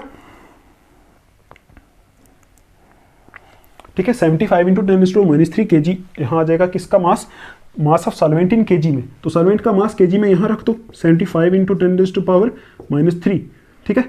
तो यहाँ आ जाएगा मोल, यहाँ क्या है, kg, ठीक। तो आप देखो इसको सॉल्व कैसे करेंगे, आपको पता है 0.0417 डिवाइडेड बाई 75 मल्टीपल बाई ये 10⁻³ ऊपर चला जाएगा तो 10⁻³ हो जाएगा, -3 ऊपर जाके 3। तो आपको पता है अभी आप क्या करोगे, इस 10⁻³ का मतलब क्या होता है, 1000। ये इसको मल्टीपल करोगे तो आंसर आ जाएगा आपका, और वो जो आंसर आएगा वो क्या होगी, आपकी मोलैलिटी, और आंसर आएगा 0.556 मोल kg इनवर्स। आपको भी बताया था ना मोलैलिटी का यूनिट क्या होता है, 0.556 मोल पर kg यूनिट होता है, या फिर m भी लिखते हैं इसको, मोलर भी लिखते हैं। तो ये क्वेश्चन आपका सॉल्व हो गया। फर्स्ट क्या निकालना था, मोलैलिटी निकालनी थी। अब देखो नेक्स्ट क्वेश्चन देखते हैं। नेक्स्ट जो क्वेश्चन है क्वेश्चन नंबर 2, यहाँ क्या पूछा हुआ है, देखो पूछा हुआ है मोलैरिटी निकालो। मोलैरिटी निकालो, मोलैरिटी निकालो। तो पहले आप लिख लो क्वेश्चन नंबर 2 की मोलैरिटी निकालनी है।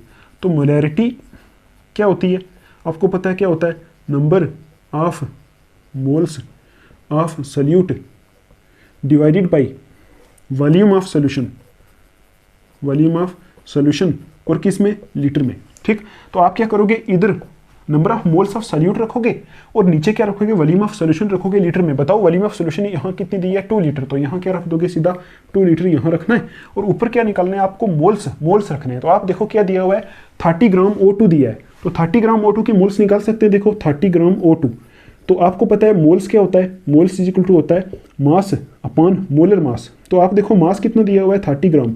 ऑक्सीजन का मोलर मास कितना होता है, एक ऑक्सीजन का 16, 2 का कितना होता है 32 ग्राम पर मोल, ये होता है। तो इसका ये इतने ग्राम दिया है, ग्राम से ग्राम कैंसिल, तो 30/32 आएगा यहाँ से। ठीक, देखो 30/32 यहाँ से जो आएगा वो क्या आ जाएंगे, नंबर ऑफ मोल्स, है ना। 30/32 करोगे तो 1 से नीचे आएगा। ठीक है, 1 से नीचे आएगी मोल्स 30/32। तो यहाँ से जो मोल्स आएंगे उस मोल को आप कहाँ रखोगे, यहाँ रखोगे। ठीक है, तो उस मोल को यहाँ रखोगे। सपोज 30/32 मैंने यहाँ मोल रख दिए, इसको 30/32 को डिवाइड करके यहाँ रखो, उसको 2 लीटर से ऐसे डिवाइड कर दो, तो यहाँ से क्या आ जाएगी, हमारी मोलैरिटी आ जाएगी। ठीक है, और यहाँ क्या थे, मोल्स, तो इसका यूनिट आएगा मोल लीटर इनवर्स, या फिर इसको एम भी लिखते हैं, मोलर भी लिखते हैं। तो आई होप आपको ये समझ आया होगा। कुछ नहीं करना, यहाँ मोल्स निकाल के रखने, तो ये इसको डिवाइड करोगे, मोल आ जाएंगे, डिवाइडेड बाई 2 लीटर करोगे, तो यहाँ से आपको इसका आंसर मिल जाएगा। ठीक, अभी देखते हैं नेक्स्ट क्वेश्चन। ये जो नेक्स्ट क्वेश्चन है ना, थोड़ा सा टिपिकल टाइप क्वेश्चन है। आप देखो यहाँ बोला हुआ है कैलकुलेट करो मोलैलिटी, मोलैलिटी भी निकालो, मोलैरिटी भी निकालो, मोल फ्रैक्शन भी निकालो। ठीक, और किसकी निकालो, पोटेशियम आयोडाइड की। पोटेशियम आयोडाइड Ki दिया हुआ है, पोटेशियम आयोडाइड। ठीक, इफ द डेंसिटी, यहाँ डेंसिटी भी दी है और आगे लिखा हुआ है 20% अक्वस Ki, 20% अक्वस Ki दिया हुआ है, उसकी डेंसिटी कितनी है, 1.202 ग्राम मिलीलीटर इनवर्स। तो आप देखो, आपको मैंने अभी बताया था, पहले मोलैलिटी निकालो। मोलैलिटी बोला है ना, मोलैलिटी इज इक्वल टू, आप बताओ मोलैलिटी का फार्मूला क्या होता है, यही फार्मूला होता है ना, number of moles of solute divided by क्या होता है, मास ऑफ सॉल्वेंट, किसमें, केजी में। यहाँ से क्या निकलेगी, मोलैलिटी। आप देखो इस क्वेश्चन के अंदर हमें दिया हुआ है, यहाँ देखो आप 20% अक्वस Ki, मैंने आपको भी बताया था परसेंटेज, अगर 20% है तो 20% अक्वस पोटेशियम आयोडाइड है। इसका मतलब 20% क्या है, इसमें 20% Ki है, और अक्वस है, अक्वस का मतलब है बाकी जो है वो क्या है, वाटर। तो 20% अगर Ki होगा तो 80% क्या होगा, वाटर होगा। तो आपको पता है टोटल 100 है, 100 में से 20% का मतलब है 20 ग्राम Ki है। Ki का मतलब पोटेशियम आयोडाइड है, और बाकी 80 ग्राम क्या है, वाटर। ठीक, आई समझ आपको, 80 ग्राम वाटर है। अब आप देखो ये वाटर क्या यहाँ सॉल्वेंट है, और 20 ग्राम पोटेशियम आयोडाइड उसमें पड़ा हुआ है। ठीक, आप देखो अगर 80 ग्राम वाटर है तो ये सॉल्वेंट है, तो ये ग्राम में, इसको किलोग्राम में कन्वर्ट करेंगे तो 80 मल्टीपल बाई 10⁻³ किलोग्राम आ जाएगा। ठीक, तो ये आ गया यहाँ से मास ऑफ सॉल्वेंट इन केजी। तो उसको कहाँ रखेंगे, यहाँ मास ऑफ सॉल्वेंट इन केजी में रखेंगे, यहाँ 80 × 10⁻³ किलोग्राम। ऊपर लिखा हुआ है यहाँ रखने आपको number of moles of solute. तो सॉल्यूट कितना था, यहाँ 20% था ना, तो 20% का मतलब 20 ग्राम पोटेशियम आयोडाइड है। तो अब आप क्या करोगे, 20 ग्राम पोटेशियम आयोडाइड है ना, 20 gram Ki potassium iodide solute है, तो इसके मोल्स निकाल सकते हो। Moles is equal to mass upon molar mass होता है। मास कितना है, 20 ग्राम, और पोटेशियम आयोडाइड का मोलर मास अगर आप निकालोगे, है ना, पोटेशियम आयोडाइड का मोलर मास अगर आप निकालोगे तो वो आएगा 166 ग्राम पर मोल, ये आता है। तो आपको पता है यहाँ से ग्राम कैंसिल हो जाएगा। ठीक है, और मोल्स कितने आ जाएंगे, 20/166 करो, 166 आप करोगे तो यहाँ से क्या आ जाएंगे, मोल्स आ जाएंगे Ki के, पोटेशियम आयोडाइड के क्या आ जाएंगे, मोल्स। तो आप देखो यहाँ वही तो चाहिए, पोटेशियम आयोडाइड की मोल्स ही तो चाहिए, तो कितने आएंगे, 20 डिवाइडेड बाई 166। ठीक, तो आप क्या करोगे, 20 को 166 से डिवाइड करके यहाँ रखोगे, फिर उसको इसके साथ डिवाइड करके कैलकुलेट करोगे, तो यहाँ मोलैलिटी इसकी आ जाएगी कितनी, 1.506 मोलल। ठीक है, मोलल या फिर मोल पर केजी भी लिख सकते हो, स्मॉल m मोलल, तो ये आ जाएगी इसकी मोलैलिटी। तो कैसे निकाली हमने, नंबर ऑफ मोल्स रख दिए सल्यूट के, तो आपको पता था 20% दिया है, 20% का मतलब है 20 ग्राम उसमें पोटेशियम आयोडाइड है, ठीक। और अक्वस है, अक्वस का मतलब है 80 ग्राम उसमें वाटर है, तो उस हिसाब से हमने यहाँ से मोलैलिटी निकाल ली। दूसरा क्या निकालना है, देखो दूसरा निकालना है हमें मोलैरिटी। तो मोलैरिटी के लिए क्या करेंगे, पता है आपको मोलैरिटी का फार्मूला, मोलैरिटी क्या होती है, फार्मूला होता है number of moles of solute divided by volume of solution, ठीक है, इन लीटर। आप देखो सल्यूट के मोल्स ऊपर लिखने और नीचे क्या लिखनी है, volume of solution in litre लिखनी है। आपको पता है volume, number of moles of solute, solute कौन है इसमें, पोटेशियम आयोडाइड है, तो पोटेशियम आयोडाइड के मोल्स अभी हमने निकाले, कितने आए थे यहाँ से 20 डिवाइडेड बाई 166, इतने मोल आए थे। अब देखो यहाँ लिखना है volume of solution in litre. अब देखो इस क्वेश्चन में वॉल्यूम तो दी हुई है नहीं, ठीक है, वॉल्यूम नहीं दी हुई, लेकिन यहाँ लिखा है इफ द डेंसिटी ऑफ 20% अक्वस क्या इज इतनी, डेंसिटी इतनी दी हुई है। आपको पता है डेंसिटी का फार्मूला क्या होता है, डेंसिटी इज इक्वल टू होता है मास बाई वॉल्यूम, ये होता है, ठीक। तो आप क्या कर सकते हो, यहाँ से वॉल्यूम निकाल सकते हो, तो वॉल्यूम इज इक्वल टू क्या आ जाएगा, mass of solution divided by density, ये आ सकता है, ठीक। आप बताओ टोटल मास ऑफ सॉल्यूशन कितना होगा, देखो 20% पोटेशियम आयोडाइड था, 80% पानी था, मतलब 20 ग्राम सल्यूट था, 80 ग्राम क्या था, वाटर था। टोटल मास ऑफ सॉल्यूशन कितना हो गया, 80 प्लस 20 मतलब 100 ग्राम, टोटल मास 100 ग्राम हो गया ना, तभी तो 80 ये वाला है और 20 ये वाला है, 80 ये वाला है, तो टोटल क्या हो गया 100 ग्राम। तो आप लिखोगे मास ऑफ सॉल्यूशन कितना है, 100 ग्राम, ठीक। और डिवाइडेड बाई डेंसिटी कितनी दी हुई है यहाँ 1.202, लिखो 1.202 ग्राम पर ml दी है, ठीक। और यहाँ से क्या होगा, ग्राम से ग्राम कैंसिल हो जाएगा, ठीक है। और यहाँ से जो वॉल्यूम आएगी, जो वॉल्यूम यहाँ से निकल के आएगी वो किस में आएगी, ml में। तो यहाँ से 100/1.202, उसके बाद मैं इसको यहाँ लिखता हूँ, देखो ये वाला जो है ना, इसको हम यहाँ करते हैं, कितना, ये वॉल्यूम है ना, volume is equal to 100 divided by 1.202, ये आया। तो इसको अगर आप डिवाइड करोगे तो वॉल्यूम आएगी हमारी 83.19 मिलीलीटर, यहाँ से आएगा 83.19 मिलीलीटर में वॉल्यूम आएगी। अब आप देखो हमें वॉल्यूम किस में चाहिए, हमें चाहिए लीटर में, तो आपको पता है 83.19 मिलीलीटर को आप लीटर में कन्वर्ट कर सकते हो। आपको पता है मिली इज इक्वल टू कितना होता है, मिली इज इक्वल टू होता है 10⁻⁻³ तो इस मिली की जगह आप 10⁻⁻³ लगा दो, इनटू यहाँ था ना मिलीलीटर, तो मिली की जगह हमने लगा दिया 10⁻³ और यहाँ लगा दिया लीटर। ये जो है यूनिट कन्वर्जन है, मिली का मतलब होता है 10⁻³ आगे लीटर, तो इतनी लीटर वॉल्यूम आ गई। तो आप देखो यही तो आपको चाहिए, volume of solution in litre. तो आपने क्या कर दिया, सॉल्यूशन का मास रख के डेंसिटी रख के वॉल्यूम निकाल दी, और वॉल्यूम कितनी आ गई 83.19 इंटू 10⁻³ लीटर। अब आप इसको सॉल्व करोगे, यहाँ से यहाँ निकाल के जो आंसर आएगा उसको यहाँ रख के इससे डिवाइड करोगे, तो आपके पास क्या आ जाएगी, मोलैलिटी आ जाएगी। मोलैलिटी तो निकल गई, क्या आ जाएगा आपके पास, मोलैरिटी आ जाएगी 1.45 m मोलर, ये आ जाएगी इसकी आपके पास मोलैरिटी, ठीक है। देखो हमने मोलैरिटी भी निकाल ली, मोलैरिटी भी निकाल ली। अब निकालना है आपको मोल फ्रैक्शन, ठीक। तो मोल फ्रैक्शन कैसे निकालेंगे, मोल फ्रैक्शन, ठीक। मोल फ्रैक्शन क्या होता है, मोल फ्रैक्शन आप कैसे निकाल सकते हो, पोटेशियम आयोडाइड का भी निकाल सकते हो और वाटर का भी निकाल सकते हो। पहले हम निकालते हैं पोटेशियम आयोडाइड का मोल फ्रैक्शन। तो आप बोलोगे मोल फ्रैक्शन ऑफ पोटेशियम आयोडाइड, मैं बोल देता हूँ इस टाइम, ये जो पोटेशियम आयोडाइड सल्यूट है ना इसमें, इसको ए बोल देता हूँ, इसका नाम ए रख लिया। तो आप क्या करोगे, मोल फ्रैक्शन ऑफ ए निकालोगे। क्या बताया था, mole fraction of A is equal to moles of A. Moles of A कितने थे, कितने निकाले थे, मोल्स ऑफ ए इतने निकाले थे 20/166, 20/166 divided by total number of moles, यही था ना, देखो ऐसे था ना, Na divided by Na plus Nb, ऐसा था। तो Na मतलब मोल किसके, A के, तो A किसको माना है, Ki को, तो इसके मोल कितने आए थे 20/166, तो यहाँ लिखेंगे 20/166 divided by total number of moles Na के 20/166 प्लस Nb सोल्यूशन में क्या है, आप देखो Nb इसमें वाटर है और वो कितना दिया हुआ है 80 ग्राम वाटर है। तो 80 ग्राम वाटर के मोल्स निकाल सकते हैं। तो देखो 80 मोल्स कितने होंगे, 80 डिवाइडेड बाई वाटर का मोलर मास होता है 18, वाटर का फार्मूला यही होता है ना H2O, तो वाटर का मोलर मास कितना होता है 18। तो इसको यहाँ से आप डिवाइड करोगे तो वाटर के मोल्स हमारे पास आ जाते हैं, ठीक है। वाटर के मोल देखो, इसको मैं कर ही लेता हूँ सॉल्व। ये जो 20.166 है ना, ये सॉल्व करके हमारे पास मोल पता है कितने आते हैं, मोल आते हैं हमारे 0.12, यहाँ से आते हैं 0.12, और इधर भी क्या आएगा 0.12, और यहाँ किसके मोल आएंगे वाटर के, तो वाटर के मोल आते हैं 4.44 इस केस में, ठीक। तो आप देखो बस यहाँ से निकल गया मोल फ्रैक्शन ऑफ ए, तो यहाँ से आप इसको सॉल्व करोगे तो 0.0263 आएगा, 0.0263 आएगा, ठीक है। ये किसकी आ गई, मोल फ्रैक्शन आ गई ए की, और ए किसको माना था, पोटेशियम आयोडाइड को। पोटेशियम आयोडाइड की मोल फ्रैक्शन आ गई इतनी, ठीक है।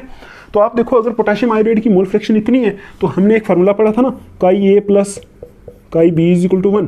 तो अगर हमारे पास इसकी वैल्यू है तो हम क्या कर सकते हैं, 1 से इसको माइनस करेंगे तो इसकी वैल्यू आ जाएगी। तो काई बी इज इक्वल टू कितना होगा, 1 माइनस काई ए, ठीक। तो 1 माइनस काई ए कितना है 0.0263, इसको यहाँ से माइनस कर लो तो वहाँ से काई बी की वैल्यू आ जाएगी। और बी कौन सा कंपोनेंट है, यहाँ वाटर, तो मतलब यहाँ से हम वाटर की मोल फ्रैक्शन भी निकाल सकते हैं। यहाँ से जो मोल फ्रैक्शन आएगी किसकी होगी, वाटर की, और यहाँ से जो मोल फ्रैक्शन आई वो किसकी है, वो किसकी है, पोटेशियम आयोडाइड की। तो ऐसे जो कॉन्सेंट्रेशन टर्म्स मैंने आपको पढ़ाई, तो आई होप आप बहुत थक गए होंगे, ठीक। आप वीडियो देख के सो जाना, ठीक। तो वो आपको यहाँ यूज़ होने वाली है, ऐसे क्वेश्चन आप सॉल्व कर सकते हो। तो ठीक है, इस वीडियो को इतना ही रखते हैं। अगर आपको कुछ ना कुछ अच्छा लगा तो आप इस वीडियो को लाइक कर सकते हो, अपने फ्रेंड्स के साथ शेयर कर सकते हो। तो हम मिलेंगे नेक्स्ट वीडियो में, तब तक के लिए आप अपना ध्यान रखो। Take care, thanks for watching.